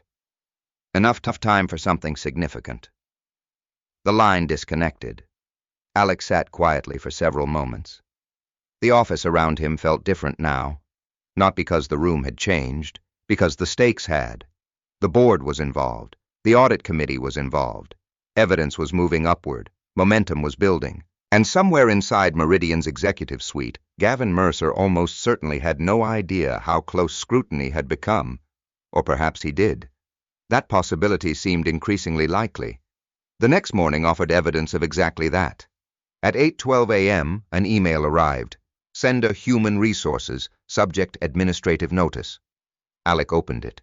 His expression remained unchanged, but his attention sharpened immediately. The message was brief, professional, cold. Effective immediately, your system access is under review, pending operational restructuring. Interesting, very interesting. 30 minutes later, a second email arrived. Mandatory meeting with human resources. 11:00 a.m., no agenda, no explanation. The pattern was obvious. Pressure, escalation, acceleration. Someone was moving, fast. Alec forwarded both emails to his personal archive, then documented them. As always, records survived, memory didn't. At 10:23 a.m., Lauren Hayes appeared beside his desk. The visit itself was unusual. Compliance directors rarely wandered through departments casually. Lauren didn't sit, didn't linger. She simply stopped beside his workstation. Her voice remained low. Did she call? Alec nodded. Lauren exhaled quietly. Good. That told him everything. The call had been intentional, official, approved. Lauren glanced around, then delivered another piece of information. Evelyn wasn't the only board member asking questions. Alec looked up. That mattered, a great deal, because one concerned director could be ignored. Several became a problem. Lauren continued. The board packet raised concerns. No surprise there. The financial variances triggered a review. Again, no surprise. Then she said something unexpected. The review started before your all-hands meeting. Alec sat completely still. That detail changed everything, because it meant Gavin's public attack hadn't happened before scrutiny. It happened after scrutiny began, which suggested something different, something worse. The humiliation, the threats, the replacement planning, the trap. They weren't signs of confidence. They were signs of panic. Lauren seemed to read the same conclusion in his face. Exactly. She turned to leave, then stopped. One final sentence. Be careful. Alec watched her walk away. The warning lingered, not because it sounded dramatic, because it sounded sincere. At 10:58 a.m., 2 minutes before the HR meeting, another email appeared. This one came directly from Gavin Mercer. No greeting, no explanation. Only a single sentence. Need to see you immediately after HR. Alec stared at the message, then saved it. Another record, another timestamp, another piece. Outside his office, employees continued working. Phones rang, meetings happened, coffee brewed, normal life, normal business. Yet beneath the surface, Meridian Freight Systems was shifting. Pressure was building from above. Pressure was building from below. And somewhere in the middle stood Gavin Mercer, trying desperately to stop both forces from colliding. The problem was simple. Collisions had already begun. He just didn't know how many. At 11:00 a.m., sharp Alec Richardson walked into the Human Resources office. The room looked exactly like every corporate HR office in America. Neutral paint, artificial plants. framed statements about teamwork and integrity, comfortable chairs designed to make difficult conversations seem less difficult. A woman from HR sat at the conference table, Janice Porter, 20 years in corporate administration, professional, careful, never emotional. Beside her sat another representative from employee relations. That detail alone told Alec this conversation had already been documented. Janice offered a polite smile. Thank you for coming." Alec sat. No coffee was offered, no small talk. That wasn't unusual. Neither was the folder resting on the table. Janice opened it, then spoke. "We're conducting an administrative review." The wording sounded familiar. Administrative review, operational review, compliance review. Corporate language often changed names without changing meaning. Alec remained silent. Janice continued. "This review concerns reporting procedures and departmental communication." Again. Careful language. General language. Language designed to avoid specifics. The conversation lasted 22 minutes. Most questions focused on process. Who had access to reports? Who approved modifications? Who handled forecasting reviews? Nothing dramatic, nothing confrontational. Yet Alec noticed something important. They weren't searching for information. They already had information. They were measuring consistency, testing responses, comparing statements. At the end of the meeting, Janice closed the folder. Then came the real purpose. "Effective immediately, you're being placed on administrative suspension with pay pending review." The sentence landed quietly, almost gently, yet everyone in the room understood its significance. Suspended, not terminated, not disciplined. Suspended, a temporary removal, a holding pattern. Alec simply nodded. No argument, no protest, no visible frustration. Janice seemed almost relieved. Many employees reacted badly. Alec didn't. Perhaps because he had expected this. Perhaps because he understood timing. Or perhaps because the decision itself revealed something. Pressure. People under pressure make moves. This was a move. When the meeting ended, Janice handed him a document outlining the suspension terms. Standard procedure, standard language. Alec accepted it, then stood. Before leaving, he asked one question. "Who requested the review?" Janice hesitated. Only briefly, then answered. "Executive operations." No name necessary. The answer was clear enough. 5 minutes later, Alec returned to the 4th floor. Word traveled quickly inside companies. Faster than email, faster than meetings, faster than official announcements. Several employees looked up when he entered. Others immediately looked away. The familiar corporate ritual. Nobody wants to stare at someone being removed. Nobody wants to imagine themselves in the same position. Alec moved quietly through the department, collecting personal items. A framed photo of his father, a notebook, a coffee mug, a small desk lamp. Nothing dramatic, nothing emotional. Across the room, Tyler Brooks watched silently. The younger analyst looked stunned, almost guilty, as though somehow responsible. Alec offered him a small nod. Nothing more. Tyler returned it, then looked down at his desk. At 11:46 a.m., Alec stepped toward the elevator carrying a single cardboard box. A scene repeated thousands of times in corporate offices across America. An employee leaving, a career ending. At least that's what it looked like. The lobby felt unusually quiet. Several employees pretended not to notice him. Others offered sympathetic smiles. A few looked relieved it wasn't them. Human nature rarely changes. Then Alec saw Gavin Mercer, standing near the reception area, waiting. Not by accident. Waiting. The executive appeared calm, confident, victorious, at least outwardly. Alec stopped several feet away. Neither man spoke immediately. The tension between them had become impossible to ignore. Finally, Gavin smiled. The same smile Alec had seen during the all-hands meeting. "You should take some time." Alec looked at him. No response. Gavin continued. "Sometimes, distance helps people gain perspective." Interesting. Very interesting. Because Gavin sounded less like a manager and more like a man reassuring himself. Alec noticed that too.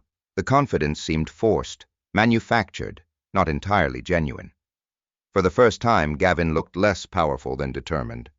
And there was a difference. Determined people are focused. Powerful people are relaxed. Gavin wasn't relaxed, not anymore. Alec adjusted the box beneath his arm, then answered simply, "Maybe." Nothing else. No argument, no accusation. Just one word. The response seemed to frustrate Gavin more than anger would have, because anger creates conflict. Silence creates uncertainty. Alec walked past him, toward the exit, toward the parking lot, toward his truck. And for the first time since the investigation began, he officially no longer had a desk at Meridian Freight Systems. The drive home took 30 minutes. Traffic crawled through downtown Kansas City. Rain threatened overhead. The radio remained off.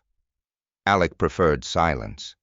His thoughts remained organized, focused. The suspension changed little. The evidence still existed. The timeline still existed. The documents still existed. And somewhere in Chicago, Evelyn Parker still had 72 hours. At home, Alec placed the cardboard box on the kitchen table, then made lunch, turkey sandwich, apple, coffee, simple, routine, almost boring. That was intentional. People under pressure often abandon routines. Alec never did. After eating, he drove east toward Independence. His father's garage door stood open. The old man was rebuilding a carburetor. Pieces covered a workbench, tools scattered everywhere. The familiar sight felt oddly reassuring. His father glanced up. "You home early?" Alec set the cardboard box down. Suspended. The older man stared for several seconds, then returned to the carburetor. "That all?" Alec almost laughed. "Almost." "Pretty much." His father tightened a bolt, then shrugged. "Then we'll finish this first." No speech, no dramatic reaction, no panic, just a task, a job, something tangible. For 2 hours they worked side by side, talking occasionally, mostly silent. The kind of silence built on trust rather than discomfort. Eventually his father wiped grease from his hands. "People acting nervous." Alec looked up.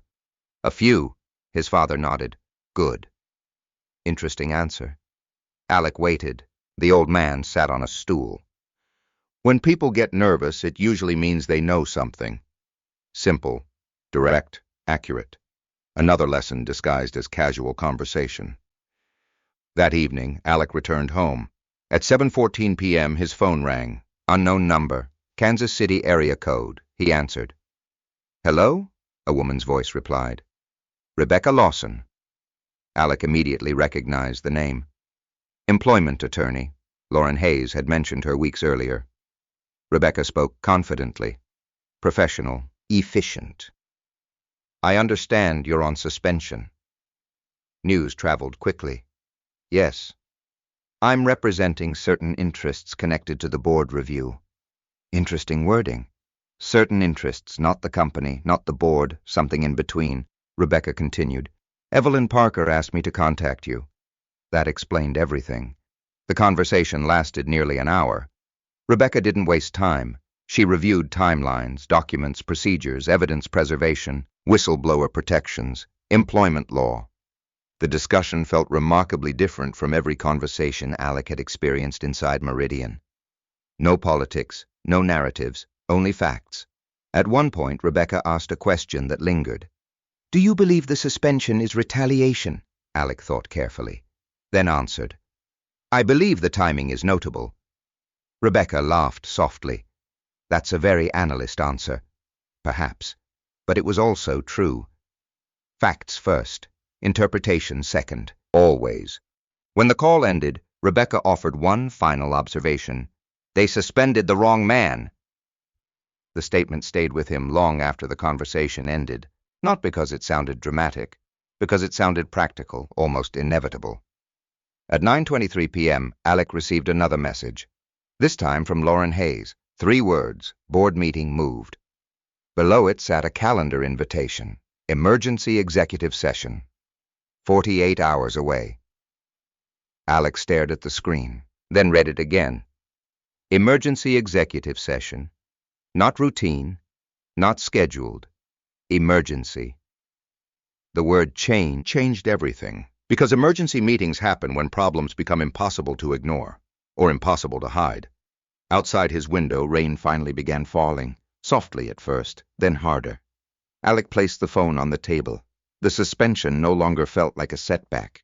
It felt like the final move before something larger, something decisive. Somewhere inside Meridian headquarters, executives were scrambling. Questions were multiplying. Pressure was spreading. And in less than 48 hours, everyone would be sitting in the same room, including Gavin Mercer, including the board, including Alec Richardson. The countdown that began during the all-hands meeting was almost finished. And for the first time, the ending felt close enough to touch. The emergency session began at 8:00 a.m. on Thursday. Meridian Freight Systems had never planned for this meeting. That much was obvious. Executives arrived early, conversations were shorter, smiles looked forced. Nobody seemed entirely comfortable. The board had converted what was supposed to be a routine quarterly review into something else, something far more dangerous. Questions. Questions had a way of making powerful people nervous. The executive conference room occupied the 6th floor. Large glass walls overlooked downtown Kansas City. A polished walnut table stretched nearly 20 feet from end to end. 12 seats. Today, every seat was occupied. Several board members joined remotely through a large video screen. Others attended in person. At exactly 7:56 a.m., Gavin Mercer entered. His expression remained composed, at least on the surface. The expensive suit remained. The confident posture remained. But something had changed. Alec Richardson noticed it immediately. Gavin no longer looked like a man controlling events. He looked like a man trying to stay ahead of them. The distinction mattered. Alec arrived moments later, not as a suspended employee, not exactly. Evelyn Parker had personally requested his attendance. That alone transformed the room. Several executives looked surprised when he entered. Others looked concerned. A few avoided eye contact completely. Interesting. Very interesting. Evelyn Parker appeared on the video screen from Chicago. Professional, calm, prepared. The type of person who never raised her voice because she never needed to. At precisely 8:00 a.m. she began. "Thank you, everyone." The room settled immediately. No introductions, no small talk, no corporate theater, straight to business. "We have several matters requiring clarification."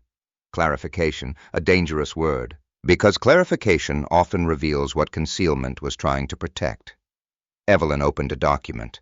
The first 20 minutes focused on routine topics, revenue, contracts, performance metrics, normal board matters. The atmosphere gradually relaxed. A few executives seemed relieved. Perhaps they thought the crisis had passed. Perhaps they believed nothing significant would happen. Then Evelyn turned a page. Everything changed. "Let's discuss Prairie Ridge Consulting." Silence. Instant silence. No movement, no conversation. No shifting papers. Just silence. Alec watched Gavin carefully. The reaction lasted less than a second, yet it existed. A tightening around the eyes, a brief hesitation, a microscopic delay. Pressure leaves fingerprints. Evelyn continued. "Can someone explain the relationship?"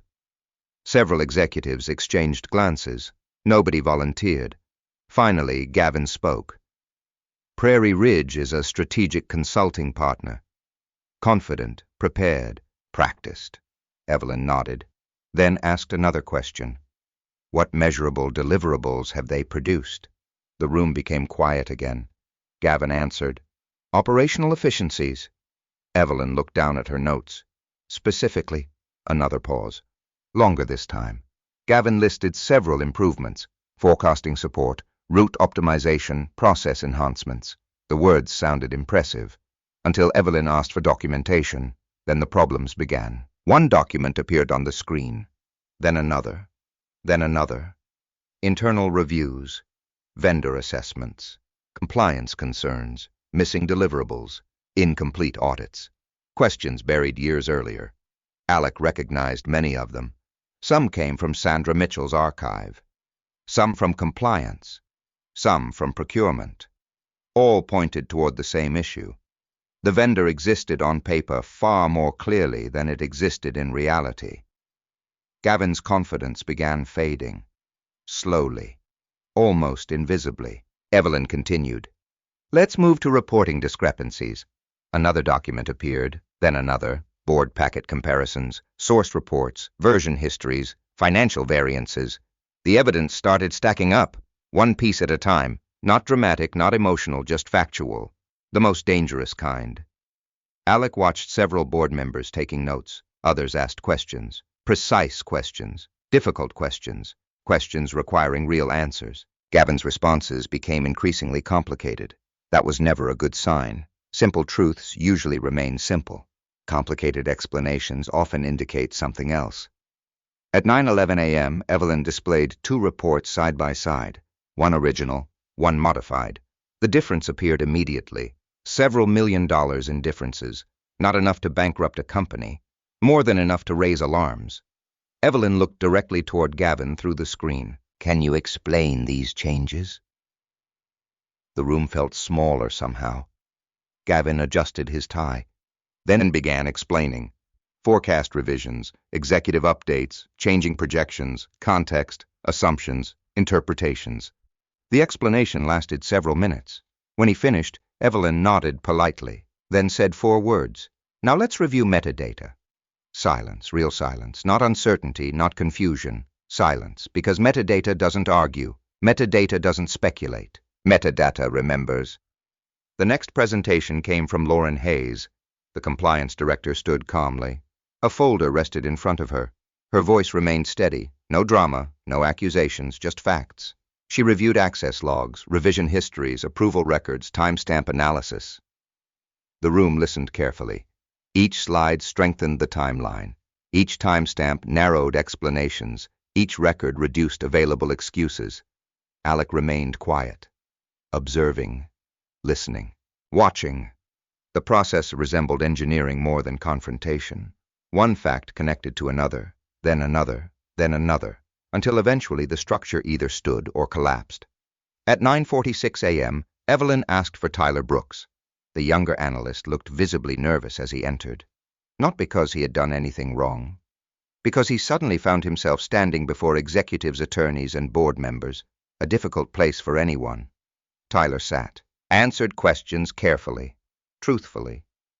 He described the altered files, the requests, the unusual instructions, the flash drive, the metadata inconsistencies. Nothing dramatic, no speeches, no accusations, just observations, the kind witnesses make when they're telling the truth. Then came Sandra Mitchell. The former dispatch manager joined remotely. Her testimony carried years of history. Canceled reviews, suppressed concerns, vendor questions, executive overrides, patterns stretching back years. Again, not proof by itself, but patterns. Patterns matter, especially when multiple witnesses describe the same pattern independently. By now, the atmosphere inside the room had changed completely. Nobody looked relaxed, nobody looked confident, except perhaps Evelyn Parker, because facts were finally organizing themselves, and organized facts tend to move in predictable directions. Then came the most damaging moment of all. Evelyn displayed 2 board packets, one authentic, one altered, side by side, projected across the giant screen. The differences were impossible to ignore. No explanation could hide them. No presentation could smooth them over. The room stared quietly. Alec looked toward Gavin. For the first time since the investigation began, he saw something new. Fear. Not panic. Not collapse. Fear. The realization that the room no longer belonged to him. The narrative no longer belonged to him. The outcome might no longer belong to him. Evelyn finally spoke. Her voice remained calm, almost gentle, yet every word landed heavily. "Mr. Mercer," she paused. The room waited. "We have sufficient concerns to initiate an independent investigation." No one moved, no one spoke. The sentence hung over the conference table. Permanent, unavoidable, real. Evelyn continued. "Effective immediately, access restrictions are being implemented." Another pause. Then came the final blow. "Pending review, you are relieved of authority over operational reporting." The silence afterward felt endless. Gavin stared at the table, then toward the screen, then toward the room, searching, calculating, looking for support. Very little appeared, because support becomes scarce when evidence becomes public. Alec remained silent. He felt no satisfaction, no triumph, only recognition. The process was finally working. Not revenge, not emotion, a process. The same process Gavin believed he controlled, now turning toward him. Evelyn looked around the room one final time, then spoke again. "The meeting will recess for 30 minutes. People slowly stood. Conversations remained hushed. Faces looked stunned, confused, concerned. Alec gathered his notes quietly, then his phone vibrated. One message. From Evelyn Parker, private meeting, stay after recess. Alec stared at the screen, then slipped the phone back into his pocket. Because despite everything that had happened so far, he suddenly suspected the most important part of the day hadn't happened yet. The 30-minute recess felt longer than the entire meeting. Executives scattered throughout the 6th floor. Some gathered in small groups, others disappeared into private offices. Several stood alone near windows staring out over downtown Kansas City while pretending to check their phones. Nobody looked comfortable. The atmosphere inside Meridian Freight Systems had changed. Not gradually, instantly. The moment Evelyn Parker ordered an independent investigation, every relationship inside the building shifted. Power was moving, and everyone could feel it. Alec Richardson remained in the conference room. He sat quietly, reviewing his notes. Not because he needed them, because routine helped him think. Across the table, abandoned coffee cups sat beside half-empty folders. The evidence presentation still lingered on one of the display screens. 2 board packets. One authentic, one manipulated, side by side. The image felt symbolic somehow. 2 versions of reality, one finally catching up with the other. At 10:34 a.m., the conference room door opened. Lauren Hayes entered first. Then Rebecca Lawson. Then 2 attorneys Alec had never met. Finally, the large video screen activated. Evelyn Parker appeared again from Chicago. The room suddenly felt much smaller, not because of its size, because of the seriousness. Evelyn didn't waste time. "Mr. Richardson," Alec looked up. "We need to discuss next steps." Her tone remained calm, professional. Yet there was something different now. The uncertainty from earlier conversations had largely disappeared. The evidence had survived review. That mattered. A great deal. Evelyn continued. "An independent forensic audit will begin immediately." Alec nodded. "Expected, necessary, inevitable." Lauren opened a folder. Inside sat several documents: vendor payment freezes, access restrictions, audit authorizations. The company was moving quickly now. Very quickly, because once boards become involved, delay becomes dangerous. Every hour creates risk. Every day creates liability. Evelyn continued speaking. "Prairie Ridge consulting accounts are being frozen." Another expected development. Yet hearing it aloud still felt significant. Millions of dollars had flowed through those contracts. Now the pipeline had stopped. Immediately. No debate, no committee review, stopped. Then Evelyn reached the most important issue.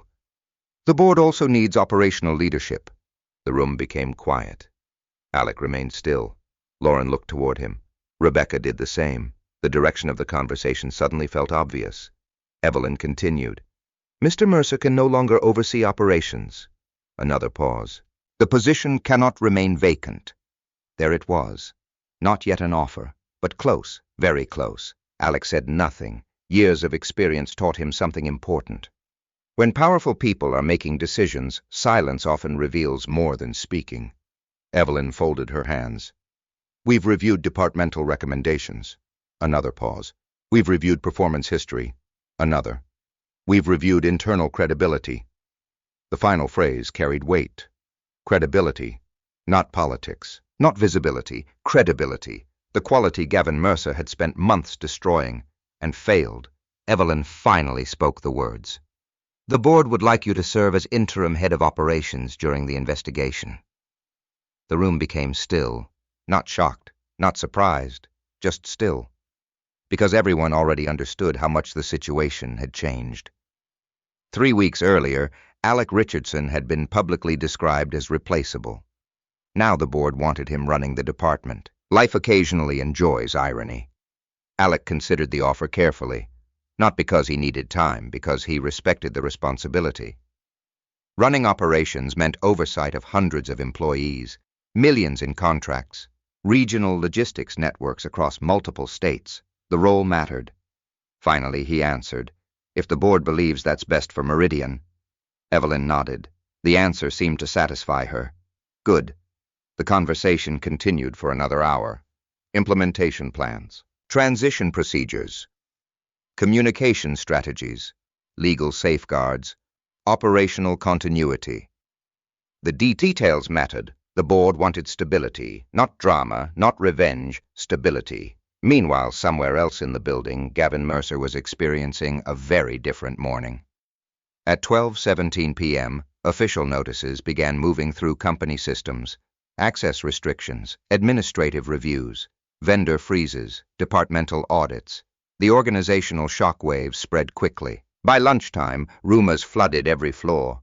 Nobody possessed the full story, yet everyone sensed something major had happened. Employees whispered in hallways, managers checked email constantly, group chats exploded with speculation. Human nature again, information always travels faster than announcements.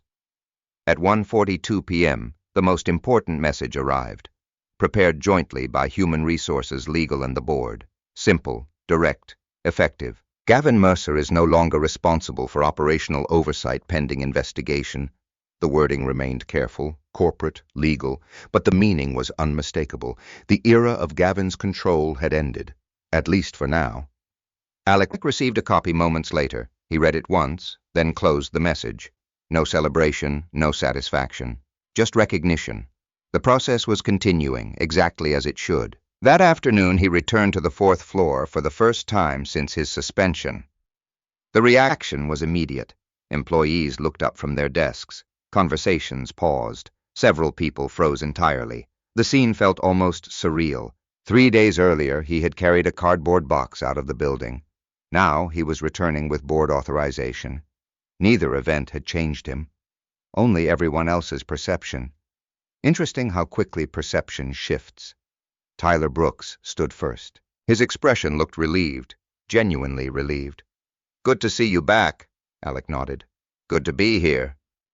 Nearby employees gradually resumed working, yet the atmosphere remained different, lighter somehow, hopeful. The feeling surprised Alec. He hadn't realized how many people had been affected by Gavin's leadership. Then again, perhaps he had underestimated it. Sandra Mitchell's stories returned to mind. Years of fear, years of blame, years of silence. Systems affect more people than statistics ever reveal. Alec walked toward his old desk. The desk remained exactly as he left it. Same chair, same monitor, same coffee stains. Even the framed photograph of his father sat where he remembered. Someone had preserved everything. He never discovered who. Perhaps Tyler, perhaps another employee. It didn't matter. The gesture spoke for itself. A few minutes later, Lauren Hayes appeared. She carried another folder. This one looked thicker, heavier. "The investigation is expanding." Alec wasn't surprised. Lauren sat across from him, lowering her voice. "We're finding more." "What kind of more?" Lauren exhaled slowly. "Additional approvals." Another pause. "Additional contracts." Another. "Additional names." That part mattered, because corruption rarely survives alone. The deeper investigators dug, the larger the picture became. Yet Lauren also delivered good news. The board remained confident. The evidence remained solid. The audit was progressing quickly. Momentum had shifted decisively. Before leaving, Lauren handed him a single document. Interim operations appointment, official, effective immediately. Alec signed it. Simple, professional, final. When Lauren left, he remained seated quietly. The office around him buzzed with activity. Employees working, phones ringing, deliveries moving, business continuing. The same company, yet not the same company. Leadership changes always create uncertainty. This time, they also created opportunity. Toward evening, Alec walked through the operations floor, not as an analyst, not yet as an executive, simply as someone trying to understand what needed fixing. He spoke with dispatchers, coordinators, analysts, managers, listening more than talking, learning more than directing, the way he always had. At 5:18 p.m., he returned to his desk. A new email waited. Company-wide distribution. Subject leadership update. Alec opened it. The message was brief, professional, direct. Near the bottom sat one sentence, the sentence every employee would remember. Gavin Mercer is no longer with Meridian Freight Systems. Alec read it once, then closed the email. Outside his window, the Kansas City skyline glowed beneath the evening sun. The month wasn't over yet. The investigation wasn't over either. But the countdown that began during the all-hands meeting had finally reached 0. The man who called Alec replaceable was gone. And the quiet analyst he underestimated was still sitting in the building, exactly where he belonged. The first leadership meeting under Alec Richardson began at 8:00 a.m. on Monday. Same conference room, same polished table, same panoramic view of downtown Kansas City. Yet the room felt completely different. The change wasn't physical, it was psychological. For years, employees had entered this room wondering who would be blamed. Today they entered wondering what would happen next. Alec arrived first, as usual, a habit developed over decades. He placed a notebook on the table, a cup of black coffee beside it. No assistants, no entourage, no dramatic entrance, just preparation. By 7:55 a.m., department managers began arriving. Dispatch supervisors, operations directors, regional coordinators, finance representatives. Some looked nervous, others looked hopeful, a few looked exhausted. The previous weeks had shaken the company. Investigations tend to do that, especially when the investigation reaches executive leadership. At exactly 8:00, Alec stood. No microphone, no presentation, no giant slide deck. The simplicity immediately caught everyone's attention. People had become accustomed to Gavin Mercer's style. Large speeches, aggressive presentations, constant performance. Alec offered none of it. He looked around the room, made eye contact with several people, then spoke. "Thank you for coming." Simple, direct, professional. No one interrupted. The room remained completely quiet. Alec continued. "Before we discuss operations, I want to address something." Several managers straightened slightly. "Waiting." Alec folded his hands. "The investigation remains active." A few heads nodded. Everyone already knew that. "The board will handle the investigation." Another pause. "My job is making sure Meridian keeps moving."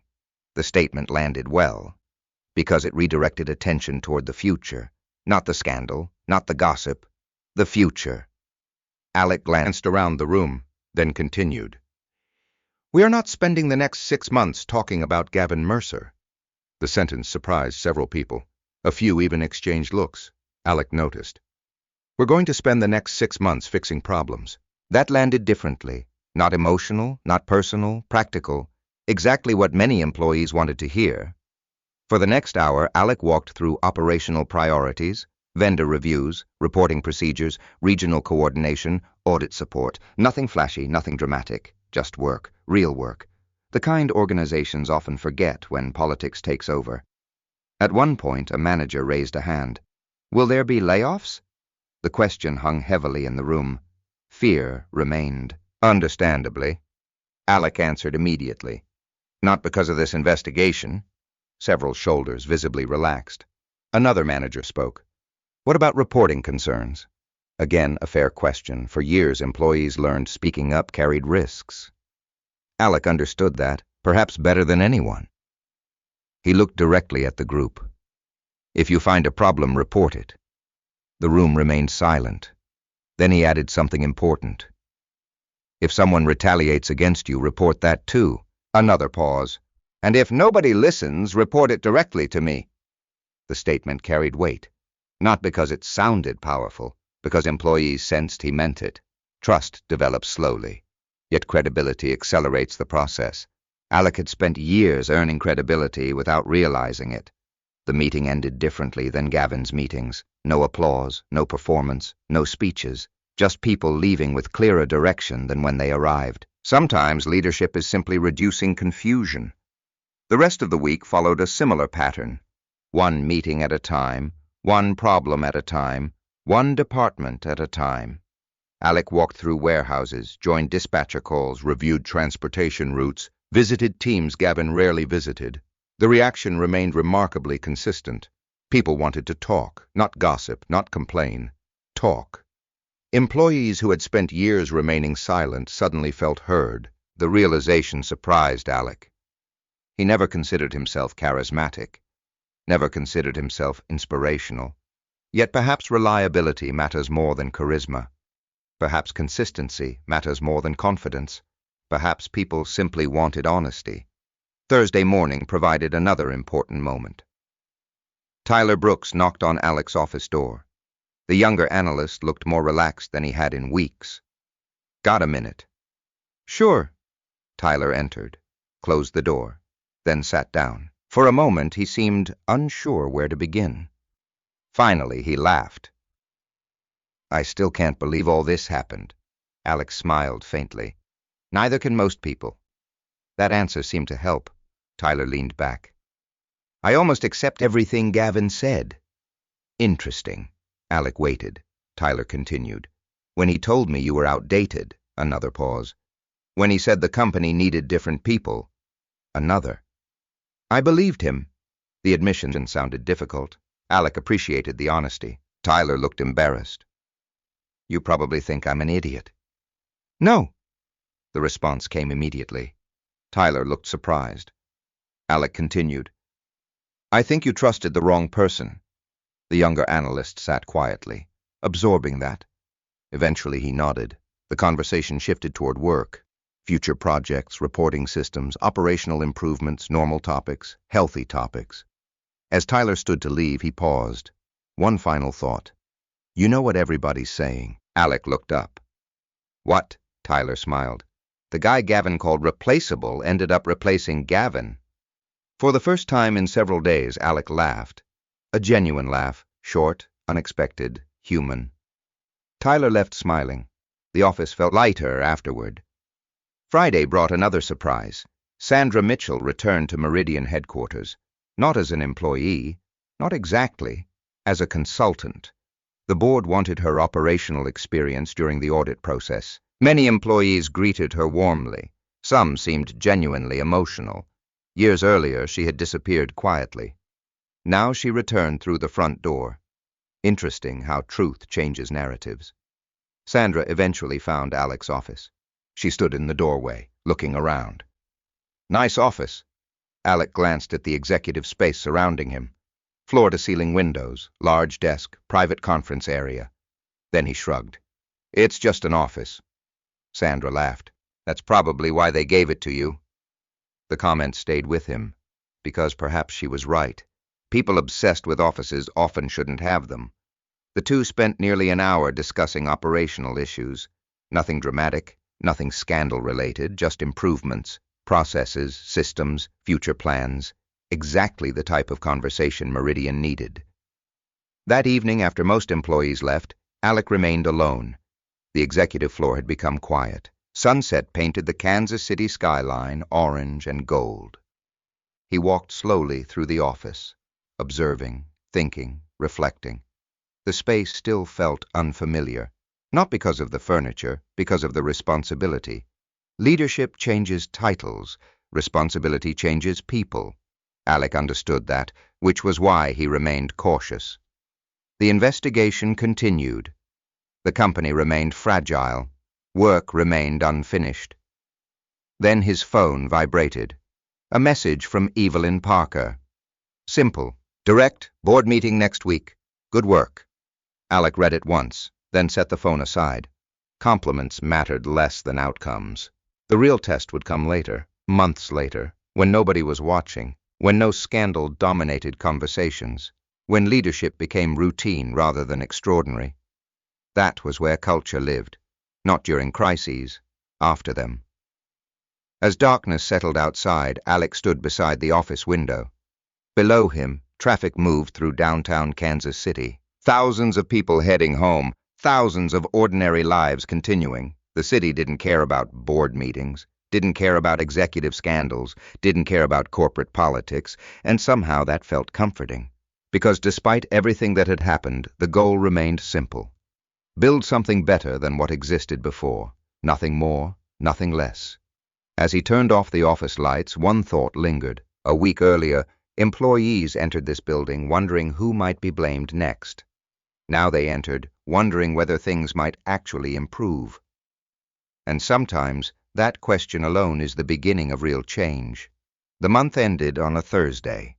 Exactly 28 days after Gavin Mercer stood in front of 186 employees and called Alec Richardson replaceable.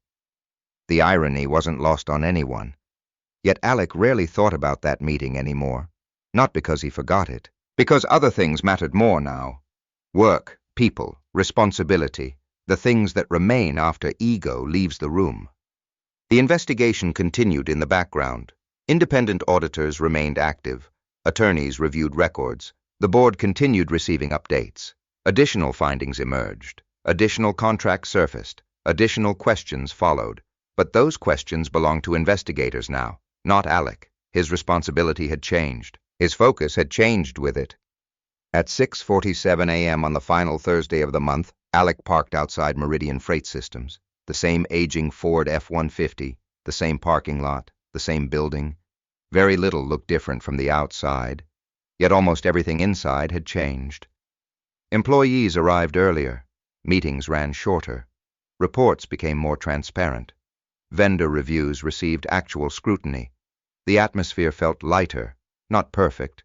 No company is perfect, but healthier, and healthier was enough. Alec entered the building carrying the same worn notebook he had carried for years. The security guard smiled. "Morning, boss." Alec shook his head. "Morning, Frank." The title still felt strange. The elevator carried him to the 6th floor. The executive office no longer felt unfamiliar. Not comfortable, just familiar. There was a difference. Comfort creates complacency. Familiarity creates perspective. The morning passed quickly. Operational reviews, budget discussions, regional updates, normal business. The kind of work most people never notice because successful operations usually look boring. At 11:12 a.m., Lauren Hayes appeared at his office door. She carried a folder. Again, some habits never change. Alec looked up. "Good news or bad news?" Lauren smiled. "Mostly good." That sounded promising. She entered, closed the door, then handed him the folder. Inside sat several documents, investigation summaries, audit findings, board recommendations. Alec reviewed them carefully. The conclusions were clear. Prairie Ridge consulting contracts had been terminated permanently. Multiple procurement controls had been strengthened. Several financial review procedures had been redesigned. The company was repairing itself, slowly, methodically, exactly as it should. Then Alec noticed another document, a single-page letter, board resolution. He looked toward Lauren. She folded her arms. "Keep reading." So he did. Halfway down the page, the purpose became obvious. The board had voted unanimously, effective immediately. Alec Richardson was being offered the permanent position of Vice President of Operations. No interim title, no temporary assignment. Permanent. The office became quiet. Lauren watched him carefully, waiting. Most people would have reacted immediately. Excitement, shock, celebration. Alec simply read the letter again, then a third time. Not because he doubted it, because he respected it. Positions matter, responsibilities matter more. Finally, he looked up. "When?" Lauren smiled. "Immediately. Of course, companies rarely enjoy waiting." Alec set the document down, then stared briefly through the office window. The Kansas City skyline stretched beneath a bright blue sky. 1 month. Everything had changed in 1 month. Lauren eventually stood. "I'll leave you to think about it." Alec nodded. After she left, he remained seated quietly, not celebrating, thinking. The difference mattered. Several hours later, he left work early. Not for a meeting, not for a board call, for something more important. Dinner with his father. The old man was already waiting when Alec arrived. Arthur Bryant's barbecue sat busy as usual. The smell of smoked brisket filled the air. Families crowded tables, televisions played baseball highlights. Life continued. Normal life, the kind Alec appreciated more than ever. His father looked up from the menu. "You look tired." "Probably." "You sleeping?" "Some." The old man nodded, satisfied. For several minutes they talked about ordinary things. Weather, cars, baseball, the price of gasoline, anything except Meridian, anything except investigations. Eventually the food arrived: brisket, burnt ends, coleslaw, cornbread, simple, excellent. Halfway through the meal, his father finally asked, "So what happened?" Alec knew exactly what he meant. Not the investigation, not Gavin Mercer. The bigger question, the personal question: what happened to you? Alec considered it, then answered honestly. "Not much," the old man laughed. "That's nonsense." "Maybe, maybe not." Alec looked around the restaurant. Families talking, servers moving between tables, people living ordinary lives. Then he answered again, this time more carefully. "I learned something." His father waited. Alec took a sip of iced tea, then continued. "When Gavin called me replaceable, I thought he was talking about people." Another pause. "But he was really talking about positions." The old man remained silent, listening. "Positions are replaceable." Alec looked down briefly. "Titles are replaceable." Another pause. "Most jobs are replaceable." His father nodded slowly, then asked the obvious question. "What isn't?" Alec smiled faintly. The answer felt surprisingly simple. "Trust." The old man leaned back, considering that. Eventually he nodded. "Good answer." The conversation moved on. No speeches, no life lessons, just understanding. The kind shared between people who don't need many words. Later that evening, Alec returned to Meridian one final time. Not because he had work, because he wanted a moment alone. The building was nearly empty. Most employees had gone home. The 6th floor remained silent. The city lights glittered beyond the windows. Alec walked slowly through the office, past conference rooms, past executive offices, past the operations center. Everything felt calm. For the first time in weeks, maybe months. He eventually reached the conference room where the all-hands meeting had been broadcast. The same room, the same screen, the same rows of chairs. Nothing looked different, yet everything was. Alec stood there quietly, thinking, not about revenge, not about victory, not even about Gavin Mercer. The truth was simpler. The meeting had never really been about humiliation. It had been about assumptions. People assumed quiet meant weak. People assumed ordinary meant unimportant. People assumed titles created value, and assumptions have a habit of collapsing when tested against reality. Alec looked around the empty room, then turned off the lights. The room disappeared into darkness. Minutes later, he returned to his office, collected his notebook, turned off his computer, and paused one final time before leaving. The city stretched endlessly outside the window. Headlights moved through Kansas City streets. Thousands of people heading home, thousands of stories unfolding. Most would never hear about Meridian Freight Systems. Most would never know what happened here. And that was perfectly fine, because the goal had never been recognition. The goal had been truth. Truth had done its job. The system had done its job. And now it was time to move forward. Alec switched off the final light. The office fell dark. Then he closed the door behind him and walked away, leaving Meridian cleaner than he found it, and leaving behind one final lesson. The most valuable people in a room are often the ones nobody notices until they're gone. Stories like this resonate because almost everyone has experienced some version of it. Maybe not a boardroom, maybe not a multi-million-dollar company, but many people know what it feels like to be underestimated, ignored, talked over, or treated as if their contribution doesn't matter. Alec never won because he was louder. He won because he was prepared. He understood that patience, documentation, and truth often outlast arrogance. In real life, most victories don't happen in dramatic moments. They happen quietly. They happen when someone keeps records, when someone stays calm under pressure, when someone refuses to let anger make decisions for them. The people who appear strongest in the moment are not always the people who endure. Sometimes the person who says the least is the one building the strongest foundation. I'd love to hear from you. Have you ever been underestimated at work and business, or even by people close to you? What happened and how did you respond? Share your experience in the comments. Your story might encourage someone else who's going through the same thing right now. And if you enjoyed this story, don't forget to subscribe. Tomorrow's story is about another ordinary man everyone dismissed, until one unexpected decision changed the balance of power completely.